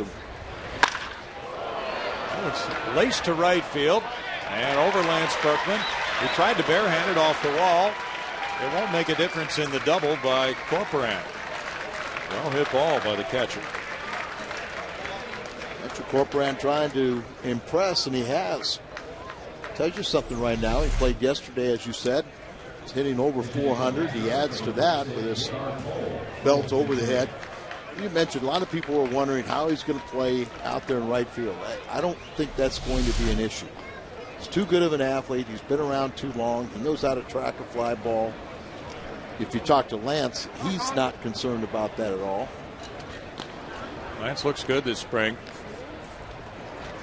He had not had a chance to see how well he's running. No. I'd be curious to see if you're impressed. I was. Yeah. J.R. Tolles, the pinch hitter here. Batting for Bud Norris. 357 in a very good spring, including a couple of homers and 5 runs batted in for J.R. An excellent 5 shutout innings for Bud today. Sprinkling the 6 hits. He had 5 strikeouts. Did not walk a man. A couple of the hits of the infield variety, so that is really good work for Bud Norris. Remember the night that Tolles had at the Cardinals' expense? 7 runs batted in. He remembers it.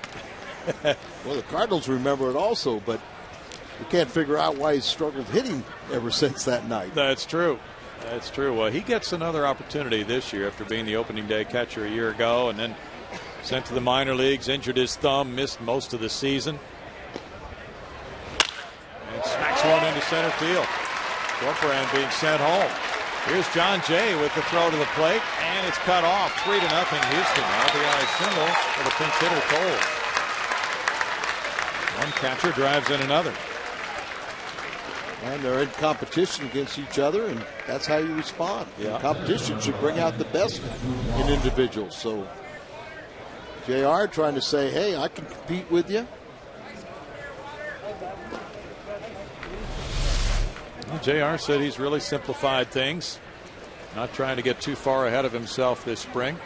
Boy, isn't that the truth? We try to complicate this game so much, and it's really a simple game. Little roller goes out towards shortstop. Tyler Green plays it to first to get Jason Bourgeois. Yeah, Keith Bodie, we talked about him earlier. He's going to be the hitting coach at AAA for the Astros this year at Oklahoma City, and he said he was making that point to some of the hitters. He said, you think this is tough in the batter's box. Look at the guy 60 feet 6 inches away from you, and he has to try to throw a baseball on the inner corner or the outer corner of the plate. How easy is that? Well, we found it's very difficult. Yeah. Clint Barmas is 1 for 2. Tennis ball. A lot of this game is real psychology, isn't it, Al? Most definitely. I mean, when you really talk about superstars, and there are superstars in this game, not a lot physically separates players, but it's really the mental aspect of the game that creates superstars. Yeah, that consistency is amazing. And let's face it, this is a negative game. You fail 70% of the time, you're considered great. So can you deal with frustration and failure? Sure. And the good ones can, the mediocre ones can't. Yeah.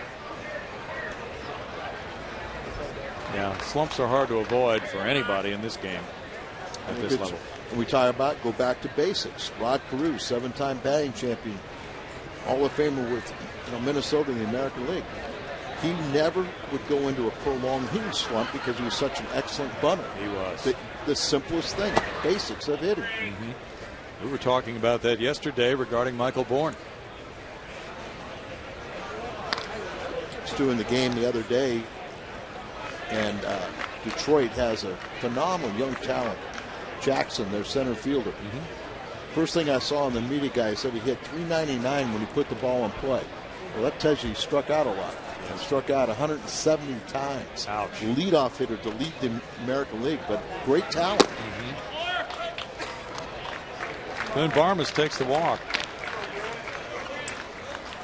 Now it's Brett Wallace.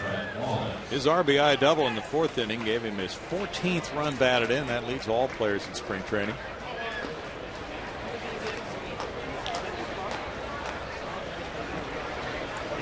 Let's go, baby. First round pick of the Redbirds. Had some amazing numbers. Triple Crown winner twice. In his college league, went to Arizona State. Really had some steals too. I think he reached like 20 steals in college. But the Cardinals felt he could not play third base. He rips this one foul. I think anybody questioned what he was going to hit. Right. And with Albert Pujols, you're not going to have much of a future if you can't if your best position is first base. But the Astros, you're special. Absolutely. Brett's just 24. He was the 13th player drafted in 08. And the Cardinals traded him to Oakland in 09. For Holiday. Right. Part of the Holiday trade. And he was traded for Halliday. Right. Went to Toronto in 09. And he was actually a later part of the Oswald deal because one of the players who came from Philadelphia for Oswald, Anthony Gose, went to Toronto and Wallace came to Houston. Gose is a fast young center fielder. Isn't that fun to sometimes look back at the transactions of a player and see how many big name people or people that he was involved in trades with? Well, it's a good point because he has to be highly respected to be in those packages for those big names.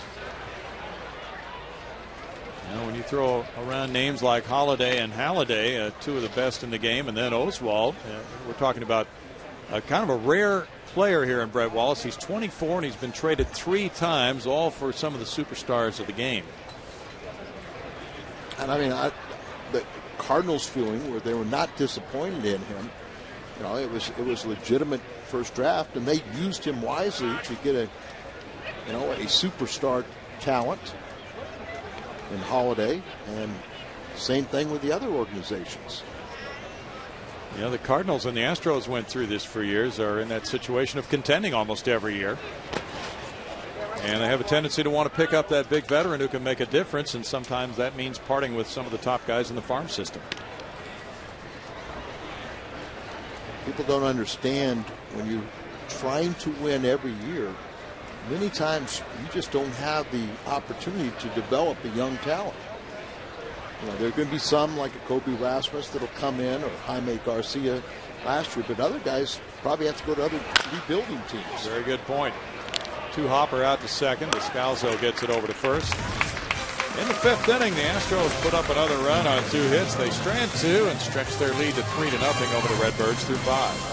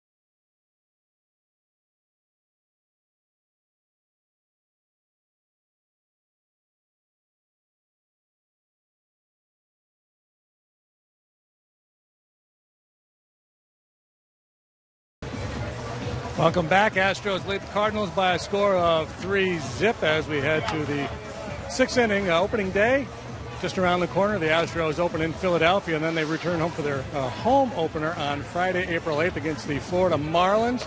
Opening day, all kinds of good stuff going on. Friday night fireworks presented by Marathon Oil Corporation, and the first 10,000 fans receive a Michael Bourne bobblehead courtesy of AT&T. You do not want to miss opening day at Minute Maid Park. 3-0 Houston. Jim Deshaies joining us. Al Roboski, Bill Brown with you as well today on a sun-splashed day from Osceola County Stadium. Brandon Lyon will take over on the mound and talking with two moundsmen, Mr. Roboski, Mr. Deshaies, on a day to enjoy good pitching. You guys getting ready for the season start yet? JD, you ready? I'm anxious, Brownie. I'm probably a lot like the players, although I've only been here 4 days and not 4 weeks. But I think, and Al talked about it earlier, this is the time of spring where you get anxious and you start to get a little bored with the tedium of spring training, and you're looking forward to those really meaningful games. Absolutely. There's strike one as Lance Berkman leads it off against his former teammate Brandon Lyon. Al, we see a lot of this. The closer comes in much earlier than normal to face the front line hitters. I like that. Al invented that move. Did he? No. Back in the 70s, yeah. So he could go for his tea time at 4 o'clock? Yeah. No, I didn't, and I was back in the era where, I would be pitching in the 9th inning, but I never faced anybody I knew. Okay. And so I almost felt disarmed. I was just trying to get my throwing in, do this and everything, but it just didn't have the competitive juices. I like it where you're facing major league hitters. And not only that, and if you don't have a book on some of these kids, you got no idea how to pitch them. Like I said, I wasn't too confused only having one pitch, but well, you had to know how mad to look. That's right. You see the numbers online. He took over the closer's spot last year. That's a foul ball. Berkman. Well, no, it's not a foul ball. Lance is trying to say he fouled it off his feet. He's going to win an Academy Award. I'm not sure he realized. Well, he understands now. Or did he tweak his knee? He might have tweaked his knee, in fact. He might be regretting that bus trip right about now. Yeah, let's see what it does. Yeah, that's probably the knee collapsed on him when he started to take that first step. Keep an eye on that. Lance will probably be coming out of this game, especially after what just happened. Yeah, Greg Hawk has been promoted as the head trainer Barry Weinberg is now his assistant over to see about Lance, and I'm sure Greg is saying, hey, I want to get you out of there, but it doesn't look like Lance wants to come out. No. You know, he's trying to prove too that he can stay healthy. Absolutely. 2 balls, no strikes to David Freese. Now Lance was to have come up on an earlier trip, but that was scratched earlier this spring, and he didn't make the trip here to Osceola County Stadium. Got a chance to come up. It might be termed an icebreaker, you know, playing against your former club. Maybe a little different feel to it. Let's get that out of the way in spring training, and that's what he did today. Rather than wait until the first meeting in the regular season. Knowing Lance and his relationship with a lot of, you know, not only players they play with, but I'm sure a lot of fans that he kind of want to come back here and see them, see it under less pressurous situations. Absolutely. It's going to happen.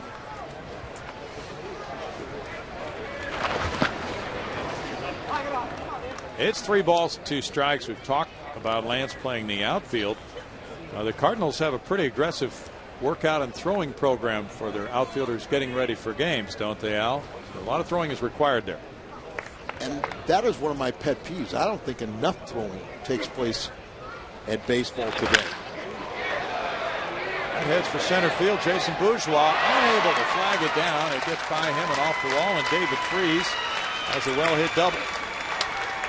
Yeah, the throwing program is not really as extensive as it used to be 20 years ago, is it? Right. The best thing for whether you're a position player, outfielder, you know, is to go out there and long toss and do it, get your arm straight. David Freese has great power, a lot of it to the opposite field. Bourgeois maybe puts that glove up too soon. When you put the glove up, it impedes your forward progress. This is Jose Garcia. As we start seeing these young players, and if anybody knows who Jose Garcia is, please advise us right now. But that's who's out there running at second. At least you identified him. Glad you're along for that. Hey, I'm not sure it's correct, but that's who I'm saying he is. That's the number we have on the travel roster, so we're sticking with it. Well, we learn a lot from these spring training games. Trying to identify people. Mark Hamilton's 0 for 2. He's one of 2 Mark Hamiltons that we're sure is in the ballpark today. Milo Hamilton's son, Mark, has made the trip from Atlanta, and he's over in the radio booth. I met Mark earlier this morning when I saw the Hall of Famer. Yes. Milo, 83 now, right? Yes.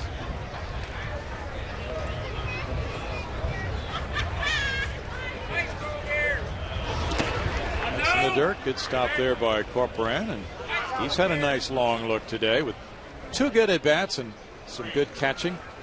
You know, we were talking earlier, with Joe Patini, in fact. Sometimes a club will try to address a weakness, maybe because of an injury to the roster, try to pick up a player late, final week of spring training, somebody who's been released by another club, or make a deal. It's tough to do that with a catcher because he has to learn that entire pitching staff. I don't think people understand that relationship, how valuable it is. Something about, you know, in your mind, you're on the mound, you're thinking about the next pitch, and when that catcher puts down the number you've been thinking, there's that positive reinforcement, the camaraderie between the catcher and pitcher. Is this the kind of guy that I can swat on the butt and kick him in gear, or do I have to get down on my knees and plead with him? Do I have to be a counselor? Yeah, that's a special relationship in sports. And then I've seen times where a catcher doesn't really like a pitcher. And, you know, just says, throw the ball. Right. This one gets by. And he's hit by the pitch. That's why it gets by. Hamilton was hit. And Lyon buried that breaking ball, but a little bit too far. So now he has runners in first and second with 1 out.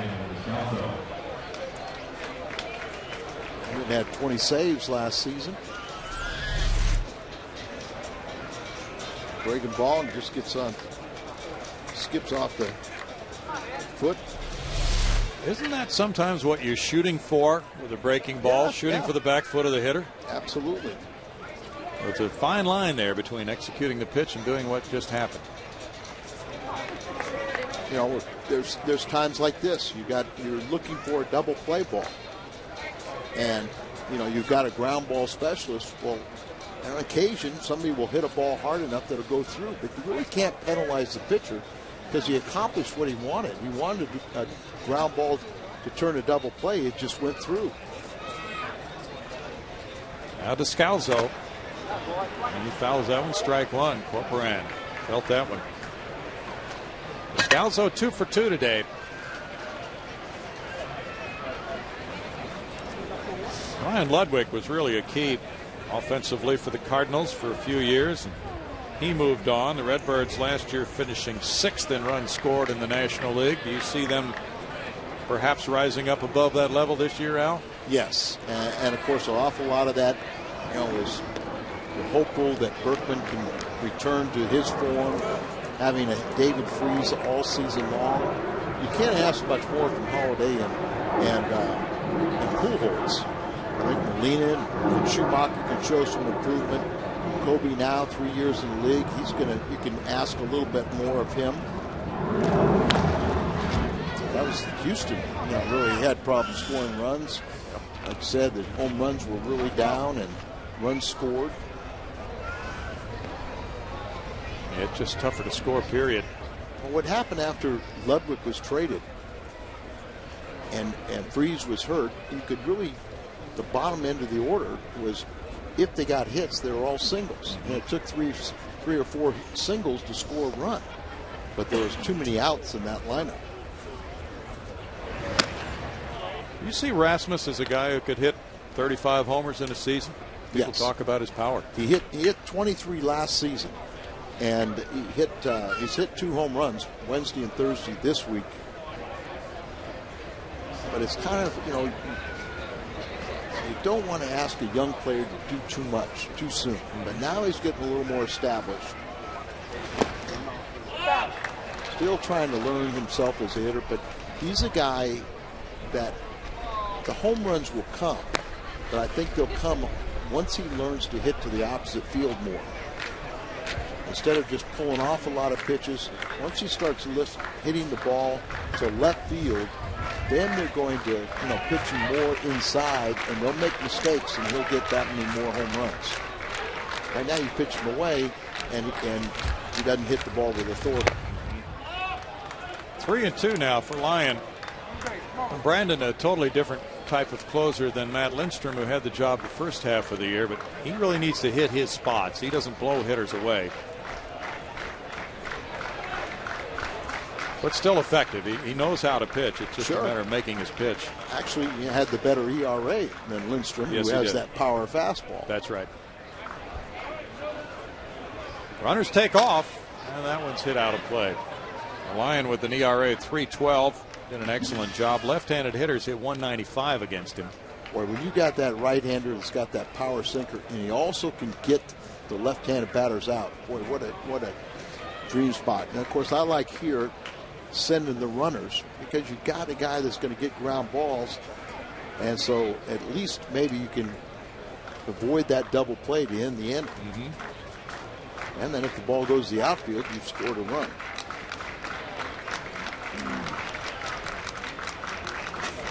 Garcia takes off. Hamilton takes off. Fly ball center. Bourgeois as the runners retrace their steps there for the catch. 2 outs. Garcia out there did a nice job of understanding and picking up that it was a fly ball. Kendall helping out there. He was well on his 3/4 of the way to third base. He really was. Now it's Tyler Green. As Al mentioned earlier, a first-round pick of the Redbirds in 05. First came to the big leagues in 09 for 108 at-bats. Last year had 104 at-bats.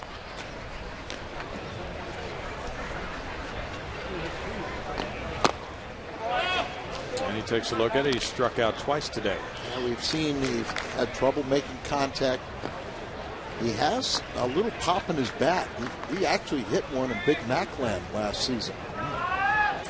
Get your attention. Yes, it will.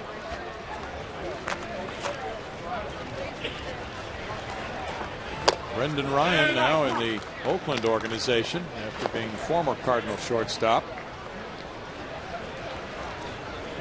Seattle. I knew he went west. Northwest. Yeah.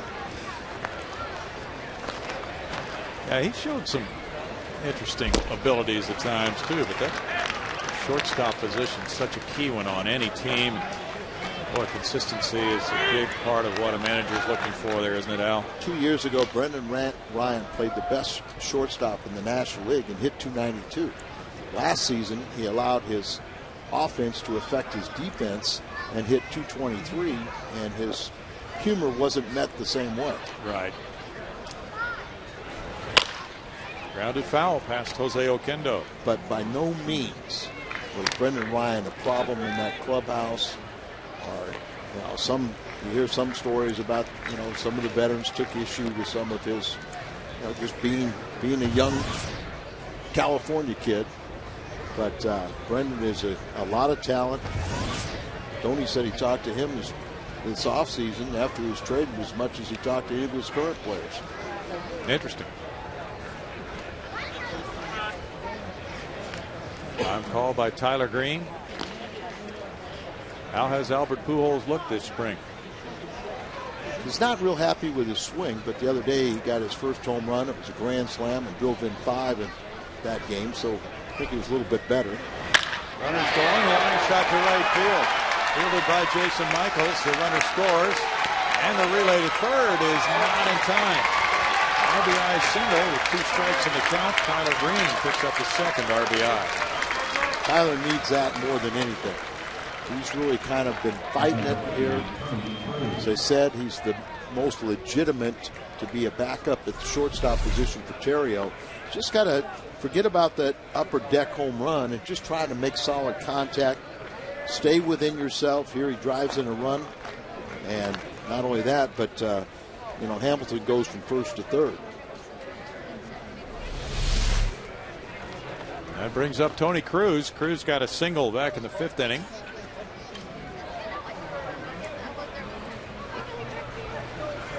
Dixon, the pitcher's on deck. Nobody warming up in the Cardinal pen. And it's a strike.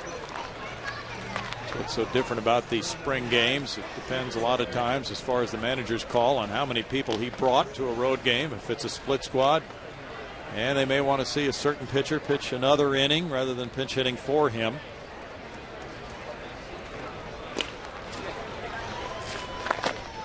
It's a very good point, because maybe it's during the regular season, more likely you'd make a pitching change. You're already in the bullpen. You've gotten rid of your starter. But here, they obviously want to see Dixon pitch more than 1 inning. Hopefully Cruz can come up with a big 2-out base hit if you're a Cardinal fan, and then the fans here could boo Patini for not making a pitching change. That one's off the end of the bat and into the seats. Still no balls, 2 strikes. Lyon ranks as the Astros closer, and Wilton Lopez will be the 8th inning setup man this year. Still some spots to figure out for Brad Mills in that bullpen before opening day. And Ed Wade was on with us on the telecast back to Houston yesterday, Al, and he was really pleased with the bullpen depth. We've seen over the years they've had some pretty good arms coming out of that bullpen. They've been highly effective. Runner takes off from first, and that's a ball. So that's an easy stolen base without a play for Tyler Green. One of the aspects about Tyler, he does have good speed, so the stolen base is not Michael Bourne type speed, but he is one of the speedier Cardinals. Looking in there, and they picked the right pitch, a slow breaking ball. Yes, they did. Now 2 men in scoring position, and if Cruz comes through with a well-placed single, he could tie this game.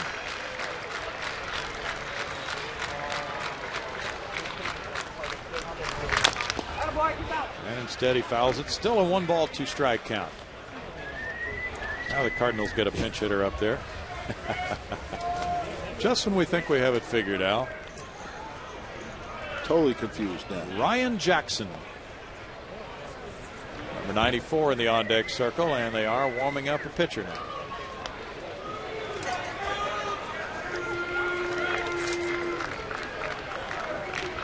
Usually for games like this, a lot of guys come from minor league camp to fill out the roster. And there's a strikeout for Lyon as Corporan throws it down to Wallace to complete the Cardinals' 6th inning. They get a run on 2 hits and strand 2. It's 3-1 Houston.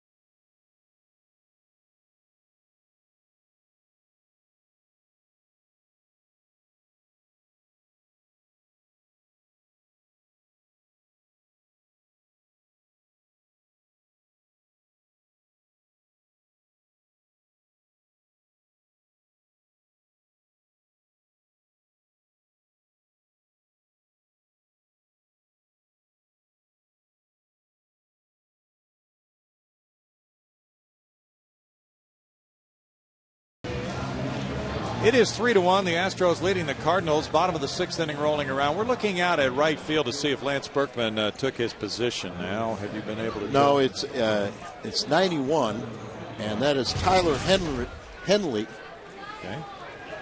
Tyler, boy, he was the talk of the camp last year. A little left-handed, throwing and hitting outfielder. He might be from the Houston area, but he had Tommy John surgery. This is the first I've seen him he's not on the 40-man roster and hadn't been in big league camp at all because of the Tommy John surgery. But everyone was very pleased with him last year.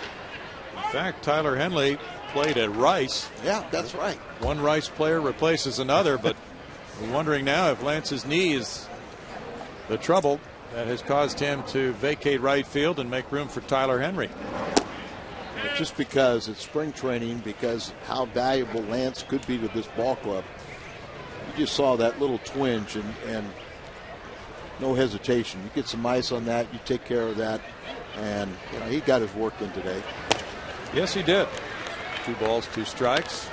Lance 1 for 3 in this game in his return to meet the Astros.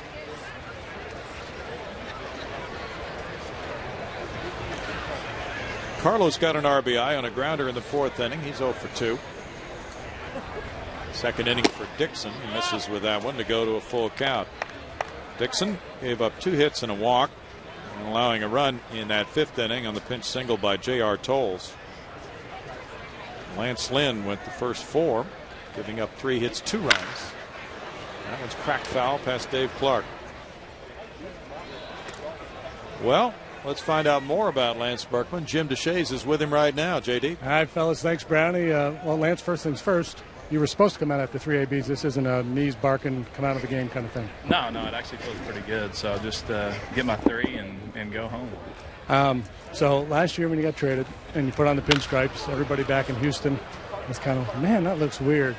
And prior to this game, I'm thinking it's going to look really weird to see Lance in a Cardinal uniform. And when we saw before BP, you had the red cover up on, didn't look that different. But you put these birds on your chest, it does look weird. It must be a strange feeling for you coming back to this ballpark. Yeah, it is. Played a lot of games here, played A-ball here. So, it was great to come back and just say hello to everybody and have a lot of great memories here. And certainly you do it all over again when you come to Houston for the first time and you first head into that visitors clubhouse at Minute Maid Park.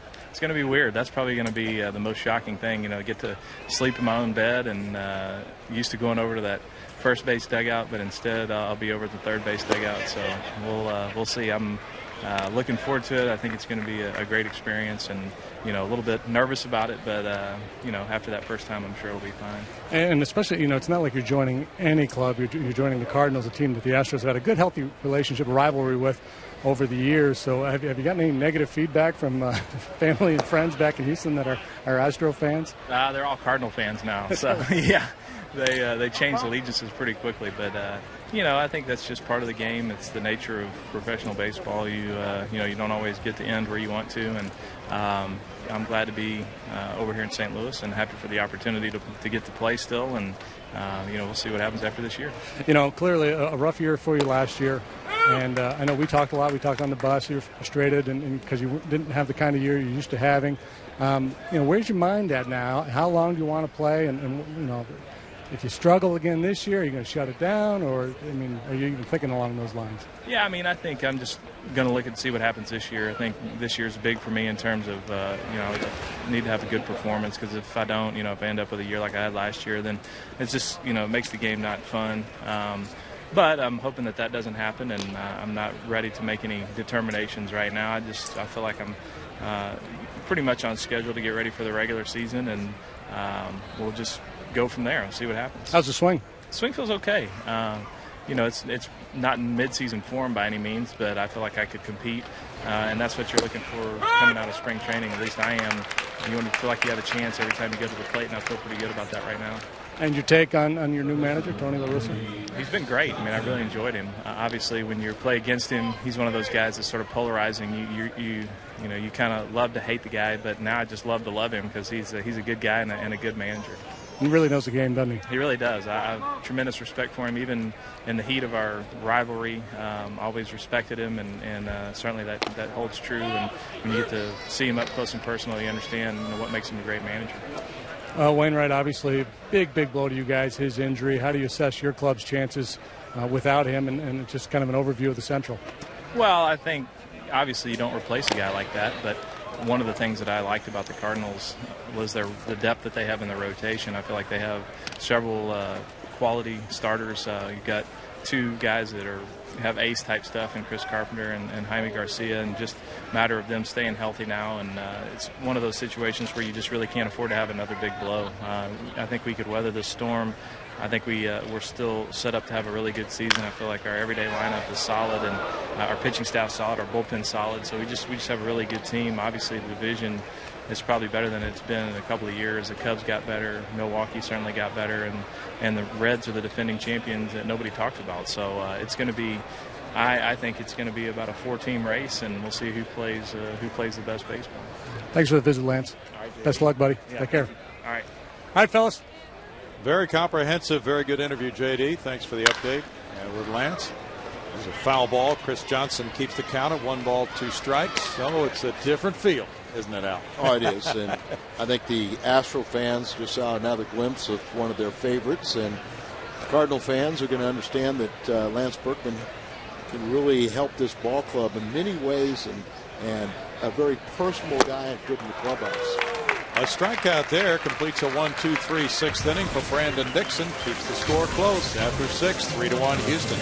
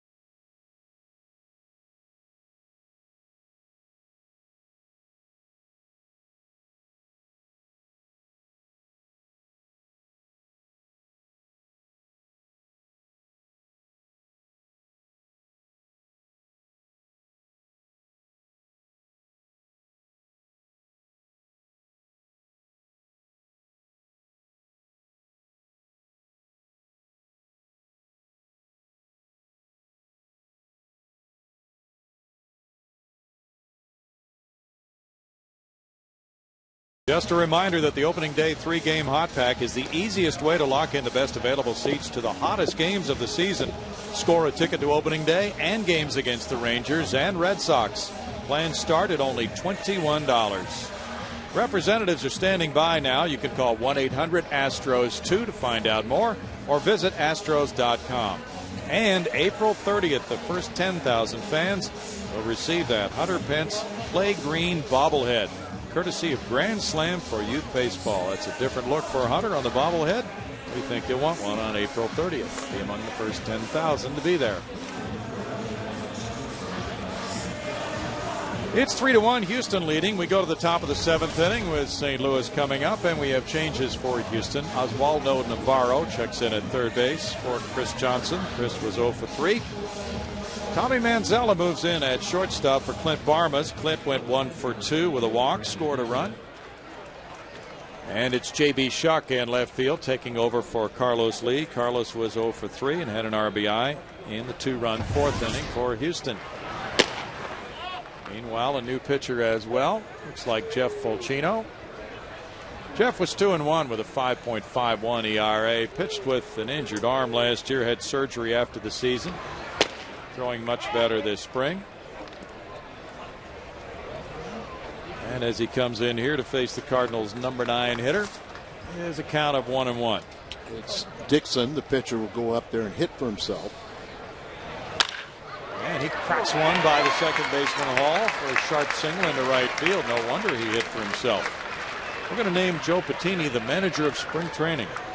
Well, staying with his pitcher. Leads off with a single. But why was Joe having the pitcher warm up when he had a scoring opportunity? We can't answer that. Yeah, that's Derek Lilliquist, who is now the Cardinals' new bullpen coach. That's right. With Joe Patini, who's at the helm today. And he has John Jay, who's 0 for 3. Cardinals playing the split squad. The A team is in Jupiter, and Patini's running this squad out there with 13 minor leaguers. That's off the end of the bat, looping out into right center field. Jason Bourgeois lays out for it, makes a tremendous catch. Double play throw to first offline. Wallace to the bag, double play. Jason Bourgeois to Brett Wallace. But Dixon has doubled off after his leadoff single. Trying to do a little too much. The pitcher after base hit wants to score a run. His mistake here, tremendous play as he rounds the bag. You know, sometimes you got to play it a little conservative. Took a brilliant play by Bourgeois, and he rounded the bag. He's got to retrace his steps. Close play at first, and he's out. As could have played a little safer and not rounded that bag. Got close to the bag. Watch to see if the catch is made. And the reaction from Jason Bourgeois on the double play throw.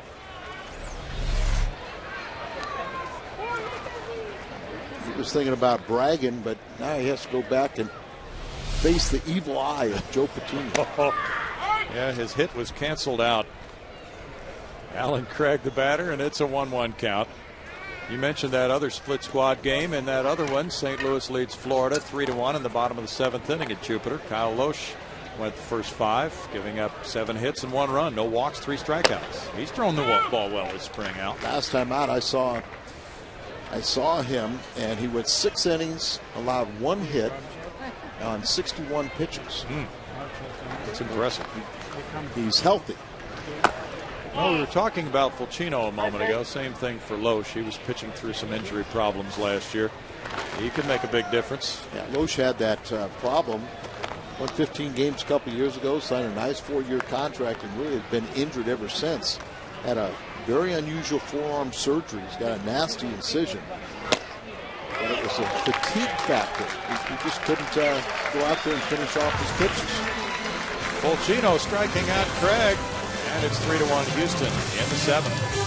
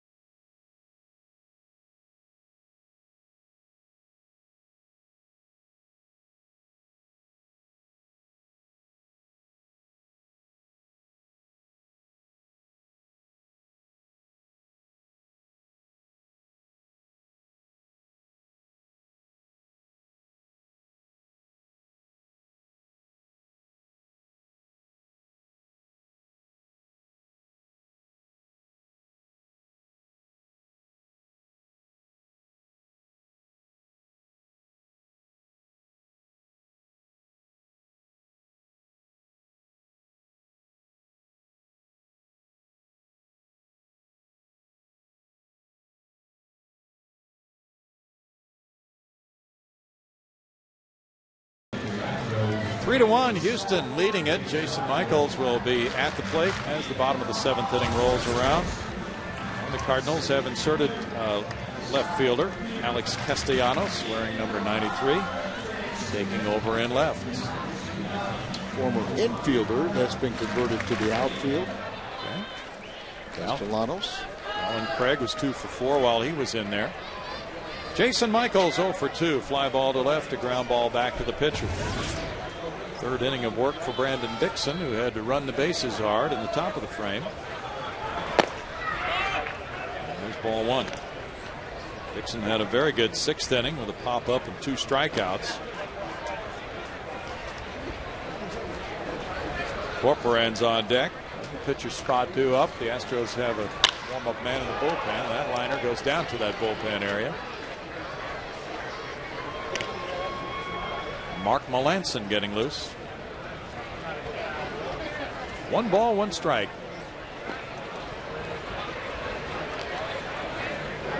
A lot of the Cardinal regulars are in that lineup in their other game at home, of course, today in the split squad. This one's rolled foul. 1-2. This is probably going to be their final split squad. The Astros have one tomorrow. That's their last one in the spring. And then usually you look for a cut after that, as they need to get closer to their core of 25 players to open the season. Today they bring so many young players into camp, almost to a detriment. You know, too many pitchers take away innings from the guys who are going to be with you. You're right. Where a lot of times the first week you try and pitch those youngsters, and then you cut them. Like Shelby Miller, he's a little bit different from the Houston area, and the Cardinals' #1 draft pick a couple years ago, and the Cardinals minor league pitcher of the year. They get Shelby out early so he doesn't make the team. Yeah, I can relate. That's a strikeout looking. They don't want to be tempted to take him on the big league roster, right? Get him out of here so we don't see him. This is the 3rd strikeout in a row for Dixon. Michaels gives up on it. Call goes the Cardinals' way. He hit a good spot with that pitch. Get a pitch inside. Make sure it's on the black or inside off the belt. Strike to Corporan. He's had 2 good at bats today. He lined out to second, and he lined a double to right field. Yeah, sometimes a manager will come right out and say, get so-and-so out of camp so I don't take him with a big league club, because they know he needs more developmental time, but he looks so good. Last season the Cardinals were looking for some starting pitching, and Shelby Miller, the first time really the Dave Duncan or Tony Russa saw him, and they were so impressed, but they go, get him out of here. The writers were hardly had him penciled in to be in the rotation. A little trickler out the shortstop, and the catcher Corporan is thrown out. Tyler Green came over. He had a little extra time with the catcher running. Dixon went up and couldn't stop it, but Green was there behind him. Good point. Still a very tough play. He took a little wide turn on him as he reaches out. He's a good athlete, Tyler Green.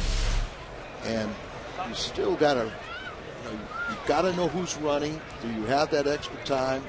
But you still run under control. Come in there. Be very aggressive. You play the ball instead of the ball playing you. Well done by Green. Now Tommy Manzella, he's in the 9 spot, entering the game at shortstop. Tommy played a lot of shortstop last year for the Astros. This year, after the trade for Clint Barmas, he's trying to make the club in a backup role and hitting .310 with 1 RBI. Tommy had an injury last year, which sidetracked him for several weeks too, and that didn't help his cause. And this season he's come in and learned how to play the other infield positions. Had a fractured left index finger. He was out for almost 2 months. Gets that one in the air to right, and hit well to right over the head of Henley. Manzella into second and stopping there with an opposite field double.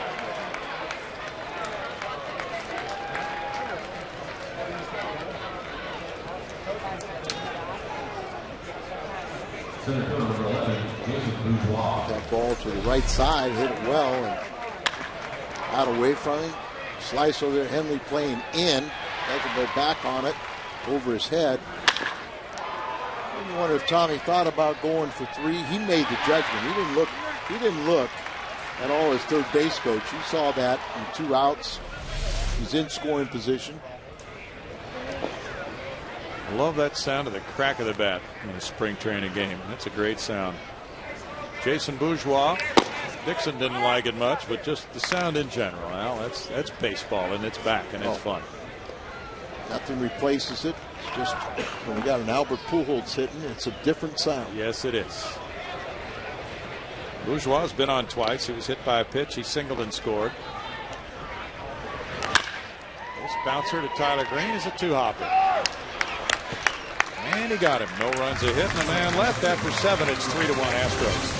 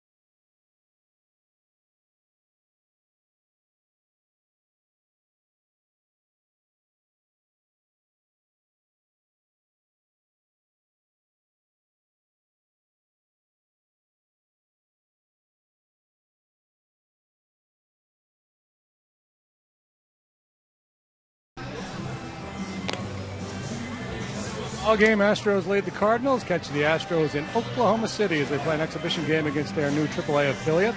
Astros and Red Hawks, Tuesday, March 29th, 6:30 in Oklahoma City. Tickets can be yours at Astros.com or OKCRedHawks.com.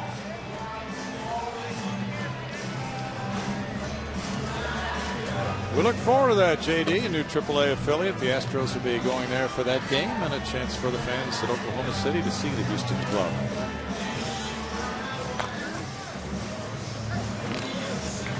It's 3-1 as the Astros lead the Cardinals. We move to the 8th inning. We have several changes for Brad Mills and the Astros.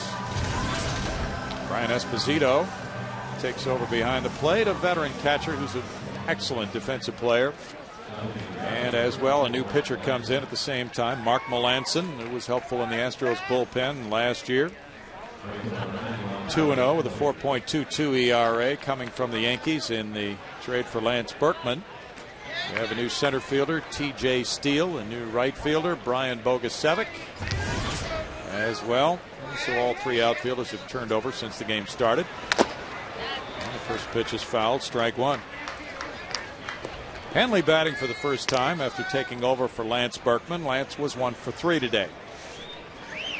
2005 first-year player draft. Tyler was 8th round selection.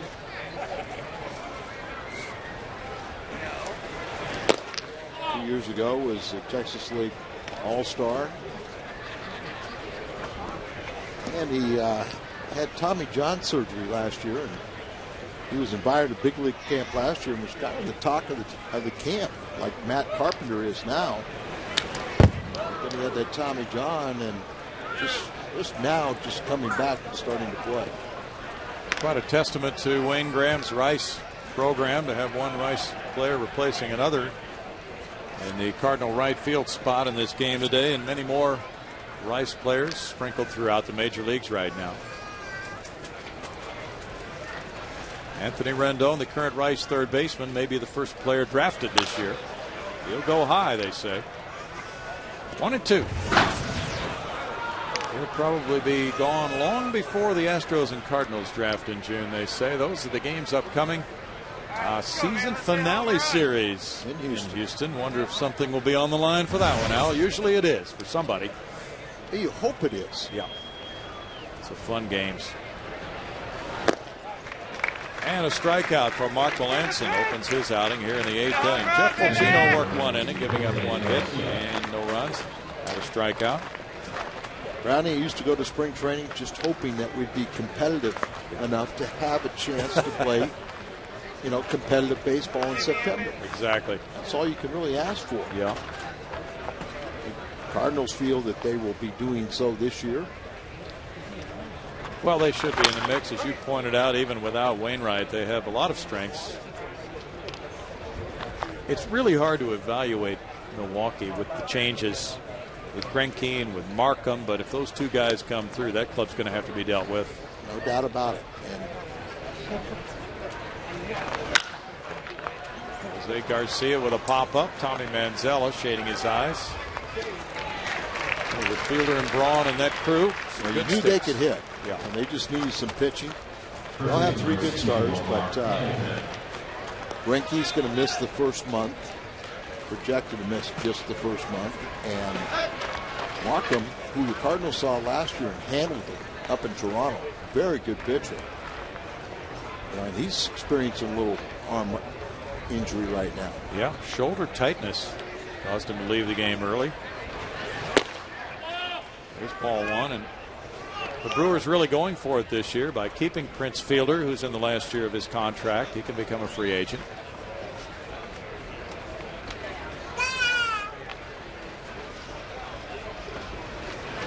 Well, that's got to be one of the most difficult types of injuries, the Greinke injury, playing basketball after spring training started. It's one thing to play in the offseason a little bit, try to stay sharp. Once camp opens, probably a good idea to put that activity in the rearview mirror. So there you have the rotation with Giovanni Gallardo, a strong pitcher. Randy Wolf, is Narveson. Interesting to see what that bunch can do this year, Al. Narveson was a former Cardinal farmhand, pitched a little bit with the big leagues. He had a solid season. So they have a pretty good pitching staff now. Good offensive performers like Corey Hart to add to the guys we already mentioned. They have a change at shortstop. They traded Escobar, the good young shortstop, in that Greinke deal. So they have Unieski Betancourt now, but he hit well for Kansas City last year. Casey McGee was a good RBI man for them, so that'd be an interesting bunch to watch. Going to get out the old schedule and see first games between the Astros and the Brewers. They're April 22nd through the 24th in Milwaukee. Milwaukee comes to Houston right after St. Louis comes in late April. That'll be a homestand in which Houston fans can kind of judge a lot of the competition in the NL Central. April 26th through May 1st. 3 with St. Louis, 3 with Milwaukee on that homestand. A lot of good baseball men that will tell you that first 40 games, just play 500 baseball. Find out what kind of team you have. Well, that sounds good to the Astros after some of the tough starts they've had in recent years.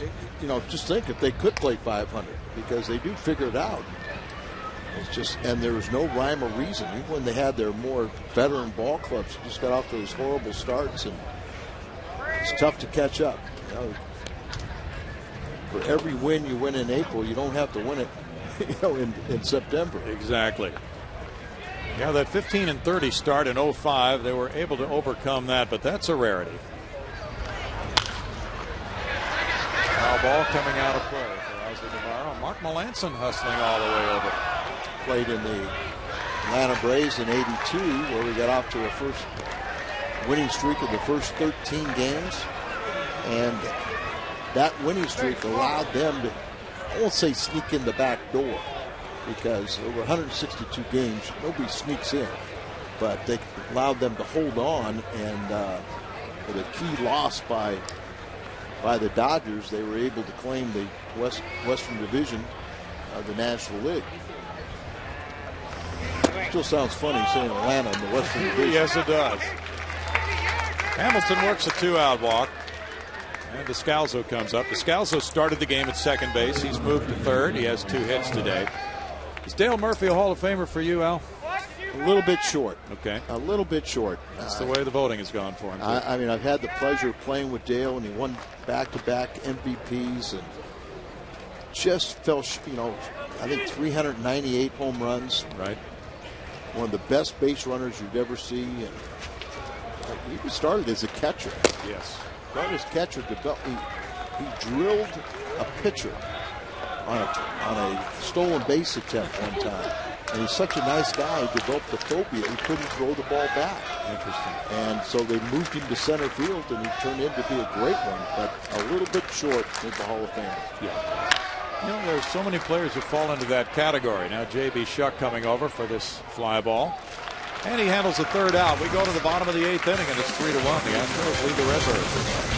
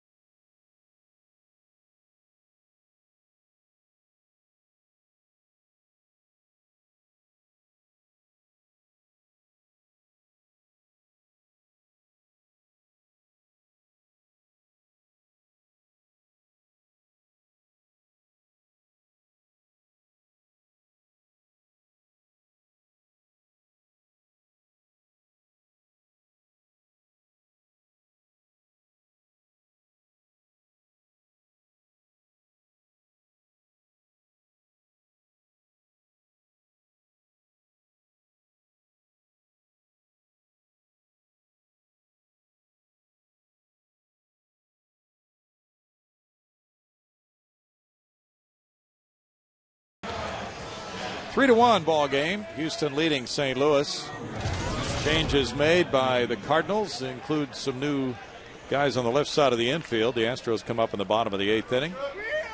And it's J.B. Shuck to lead it off. Shuck is a very interesting player who was not really thought to be a strong contender for the Major League Opening Day club.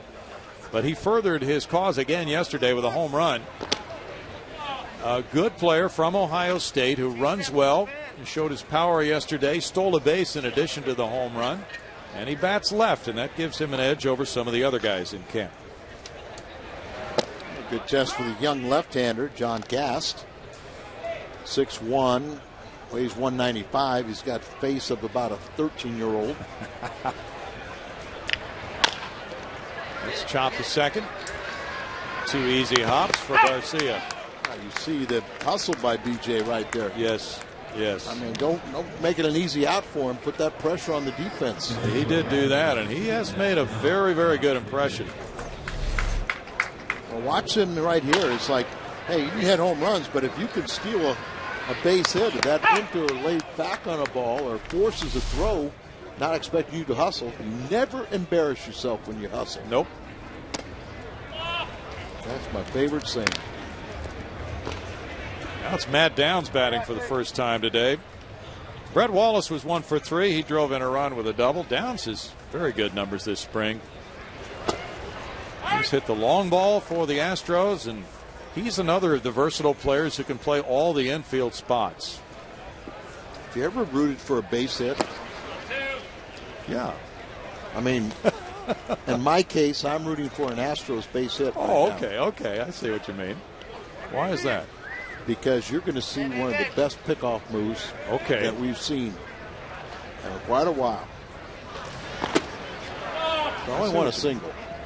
Yeah, as fans, we want to see certain things in the game, and that would be fun. Well, Gas has already picked off 3 this spring, and he's actually, the other day they had him working with Jaime Garcia trying to teach it to him.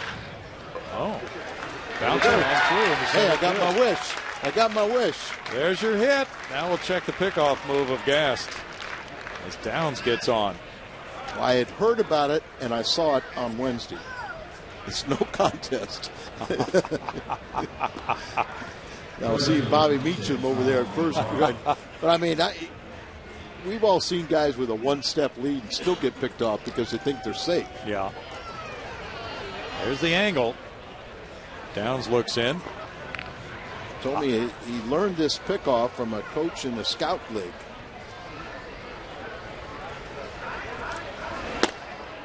Ball 1-2 Navarro. Whole key is to have this same motion, look the same way when you come to the plate, not be able to. Good base runners will find a little key that they can trigger off of.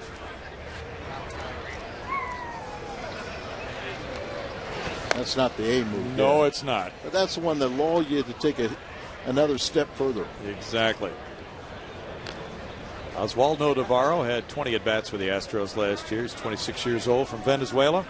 Bob McClure had an outstanding pickoff move that guys were told, stay on the bag. Oh, there it is. They call a balk on him.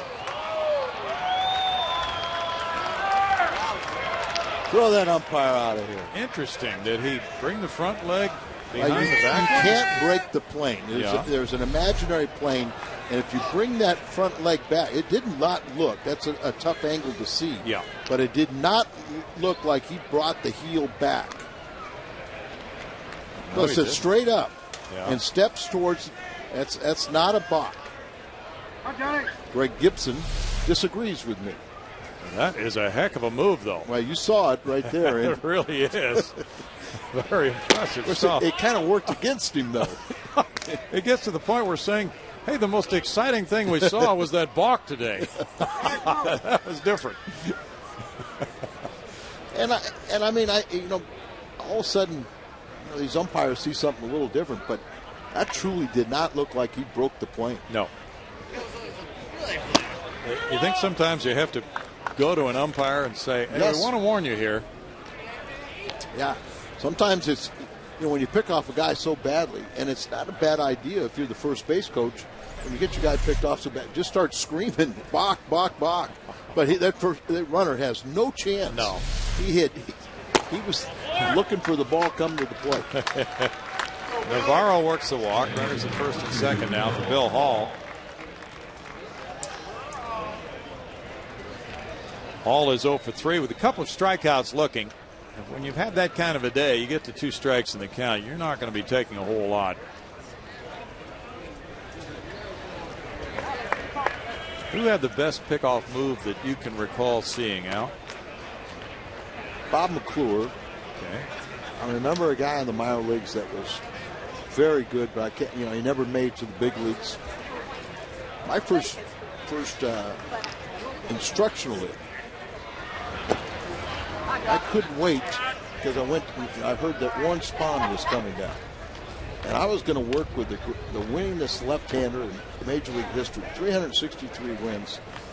And Warren Spahn was down for 2 weeks, and all I wanted to do is change my motion so I'd have a better pickoff move. And I said, Mr. Spahn, I think that's very important, but I'd like to learn how to keep the guy from getting to first base. Couldn't help me there. 1 ball, 1 strike to Bill Hall. And the Astros look at the best season that Bill Hall has had and the best season that Clint Barmas has had and do some wishing that those things might repeat themselves. There are some pretty good numbers. Hall in 06 hit 35 homers for Milwaukee and drove in 85 runs. And then the reemergence of El Caballo. Yes. Now you've got an offense. Hunter Pence. Hunter Pence is, he's an outstanding young talent. He's going to do his thing. He's been around long enough where you can pretty much pencil in his average. 25 home runs, 3 years in a row. 3 years in a row, right? And he's capable of more. Yes, he is. That was a good pitch. Yeah, Gass has got an excellent changeup on top of it. So it's great to have a pickoff move, but you got to have something a little more than that. And because Kyle McClellan looks like he's going to solidify the 5th spot in the rotation, Kyle was very effective against left-handed batters. So that's a big weapon you lose out of the bullpen. So the Cardinals possibly could go with 3 lefties.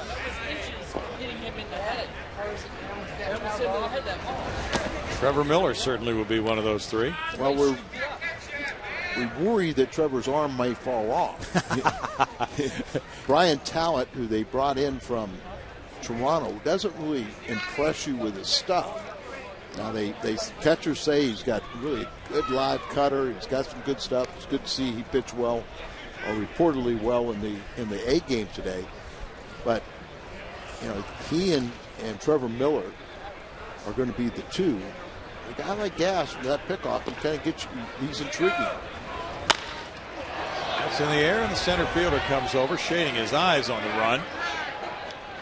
Not an easy day today for some of these flying balls. 2 down.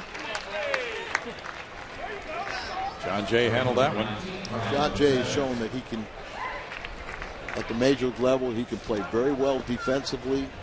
He's a real good 4th outfielder. He hit 300 at the big league level. He can play all 3 spots. Well, that is ideal, isn't it, for a 4th outfielder? And Brownie, I know you know what I understand, but a lot of players have to understand that they're not going to be playing every day. Sure. And accept that role. Sure. Brian Bogusevic is batting for the first time. And Brian got some time in with the Astros last season. Former pitcher from Tulane and a 1st-round pick. Converted to outfield. And there's strike 1 to Brian.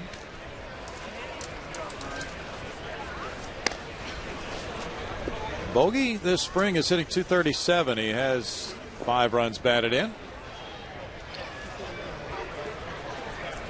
That is an interesting transition from pitcher to outfielder, but he loves playing every day. And as a pitcher, he didn't like the time in between outings. And you'd like to do it by your own choice. Yeah, true. You've seen a lot of good hitting pitchers, and then, of course, right now you think of Rick Ankiel, who's having a good spring with the Nationals. Absolutely.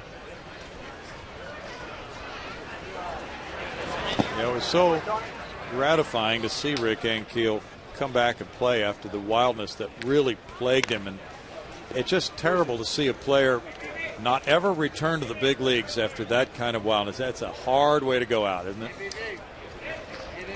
And in my mind, it was just so shocking that it happened in the first place. Mm-hmm. And on the big stage, postseason play. Little chop goes foul. He came back and accomplished more as a hitter than I ever thought he could. And now he's trying to regain a little confidence, and hopefully he'll stick with Jim Riggleman and the Nationals. And you might cast Bogusevic in that type of mold, even though, he hadn't pitched in the big league, so there's quite a difference there. With Rick's success as a major league pitcher, really makes him a standout player. This one getting by, and Cruz unable to stop that one, so the runners go to 2nd and 3rd on a wild pitch. Boy, if you're gassed, you like to be able to have that ball blocked. You're down to your final pitch in an inning, maybe, and 1-2 pitch, and here it is. It's that breaking ball, a little wide, but that ball has to be blocked. We talk about a lot of the Cardinal catchers, from the minor leagues to the major leagues. Obviously, Molina won 3 straight Gold Gloves, does an excellent job, but as a pitcher, you have to know you can throw a breaking ball in the dirt and it be blocked. Right. There's a nice job. Yes. And we hope Jason LaRue is watching here back in Texas, and we wish nothing but Jason and best health. And the Cardinals really miss his presence, and what a great job he did for the last few years backing up Molina. And Tony La Russa said something very interesting is they signed Gerald Laird to back up Molina, and said he was the best defensive catcher available and also the best guy that could accept that he's going to be number 2.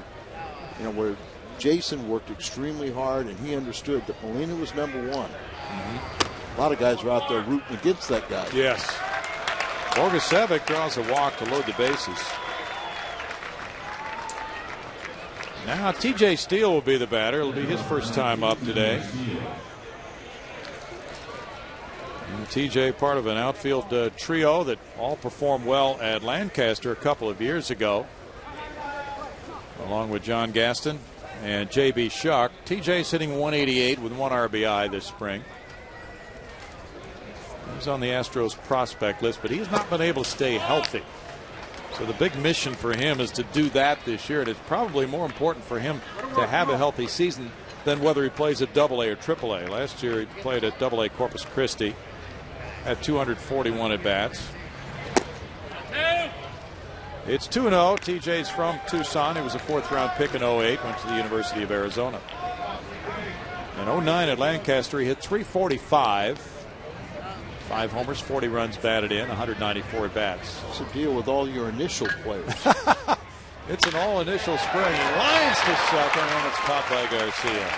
So, bases loaded, trouble, but the Cardinals get out of it with gas, and it's no runs a hit, 3 men left. We go to the 9th, 3-1 Houston.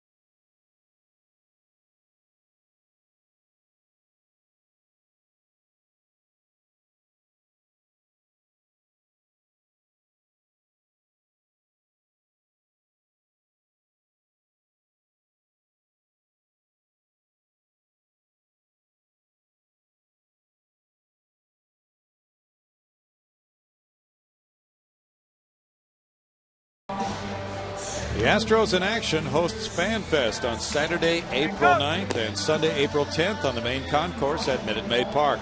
Events include autograph sessions, talking baseball seminars, silent auctions, and the popular garage sale of Astros items. Admission is free with your game ticket, with gates opening at 11 a.m. Saturday. That's for a 6 p.m. game time. And 11:30 a.m. Sunday for a 1 p.m. game time. Game tickets are available online at Astros.com, at the Minute Maid Park box office, or by phone at 1-877-9-ASTROS. It's 3-1, Houston leading with some changes for the Astros, bringing in a new pitcher, Casey Fien, a right-hander, trying to nail it down. Bud Norris was the starter. Bud had a good day, going 5 innings of 6-hit shutout ball with no walks and 5 strikeouts. And now it's Fien coming in to face Tyler Green, leading off the Cardinal 9th inning. Green had an RBI single for the Redbird run back in the 6th inning, lining that hit to right field. Casey Fien, 27 years old, is from Santa Rosa, California. Went to Cal Poly San Luis Obispo. Last year he pitched twice for the Detroit Tigers. He was in Toledo most of the season with a 2.60 ERA there. Gets a foul ball for strike one.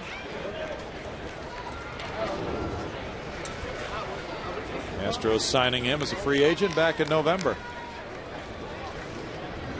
That's been a transition that has been very helpful to a lot of players. That 6-year minor league free agent. Boy, it has. It's helped them to get a fresh start in another organization. And get a fresh set of eyes to evaluate them, Al. Sometimes that could make a world of difference for a player. I've always said you have to have somebody that likes you more than the guys that dislike you.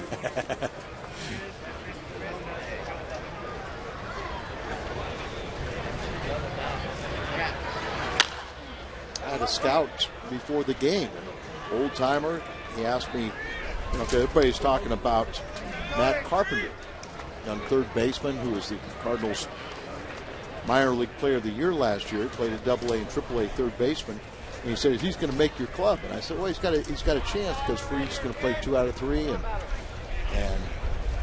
And he goes, he said, I saw him last year at AA, and there's nothing that he can't do that he doesn't do better than Freeze.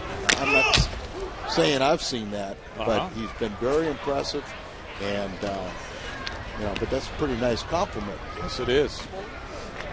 Interesting to chat with the scouts, especially in spring training, because they are paid to have opinions on players, and we all do it. We talk with scouts of other organizations about our players.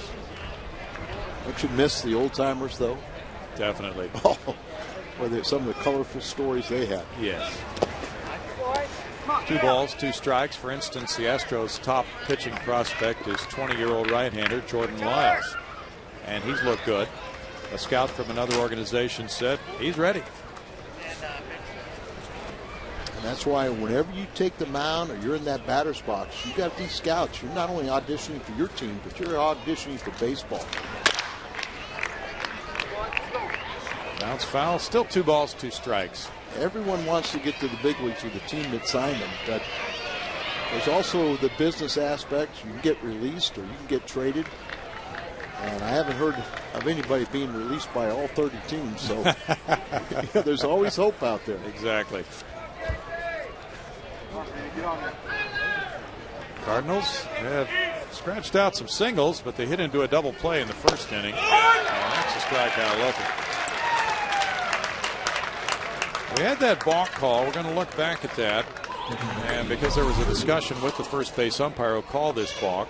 He lifts it like straight up, and then he steps towards the plate, and he didn't break the plane. Greg Gibson was trying to explain it to Joe Patini in between innings, and I'm sure Joe and Derek Lilliquist and the Cardinals feel like, hey, that's legitimate.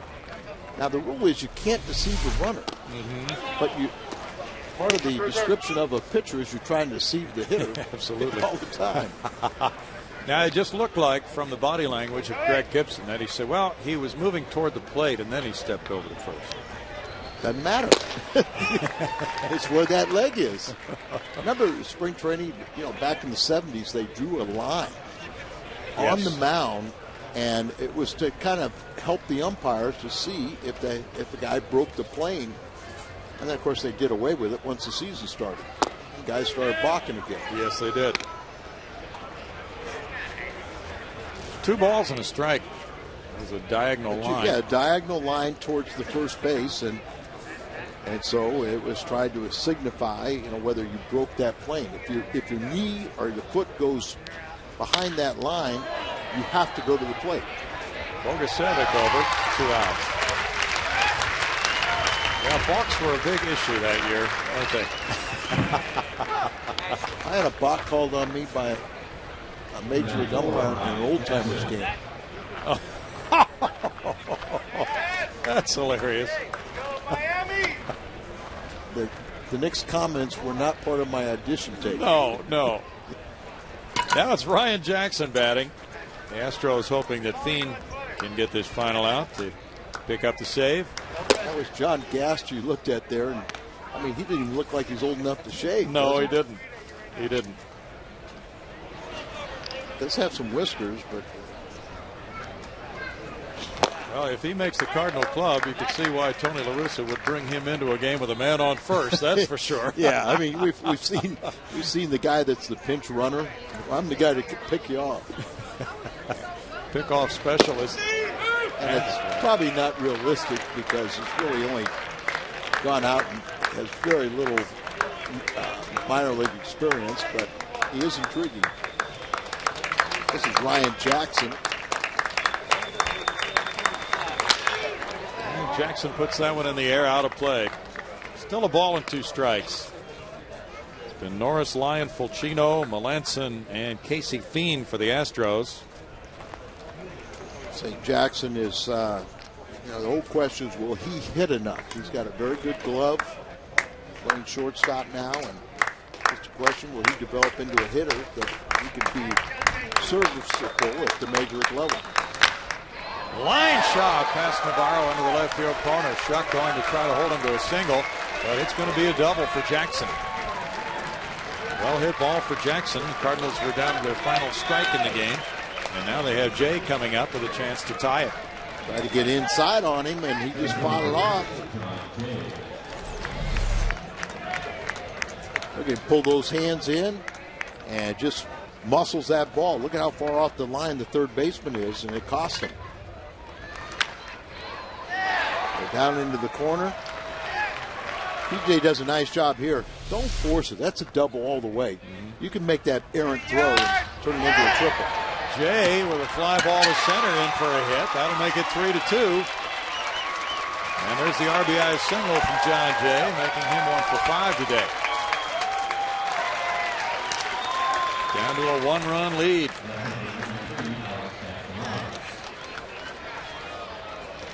Alex Castellanos comes up for the first time.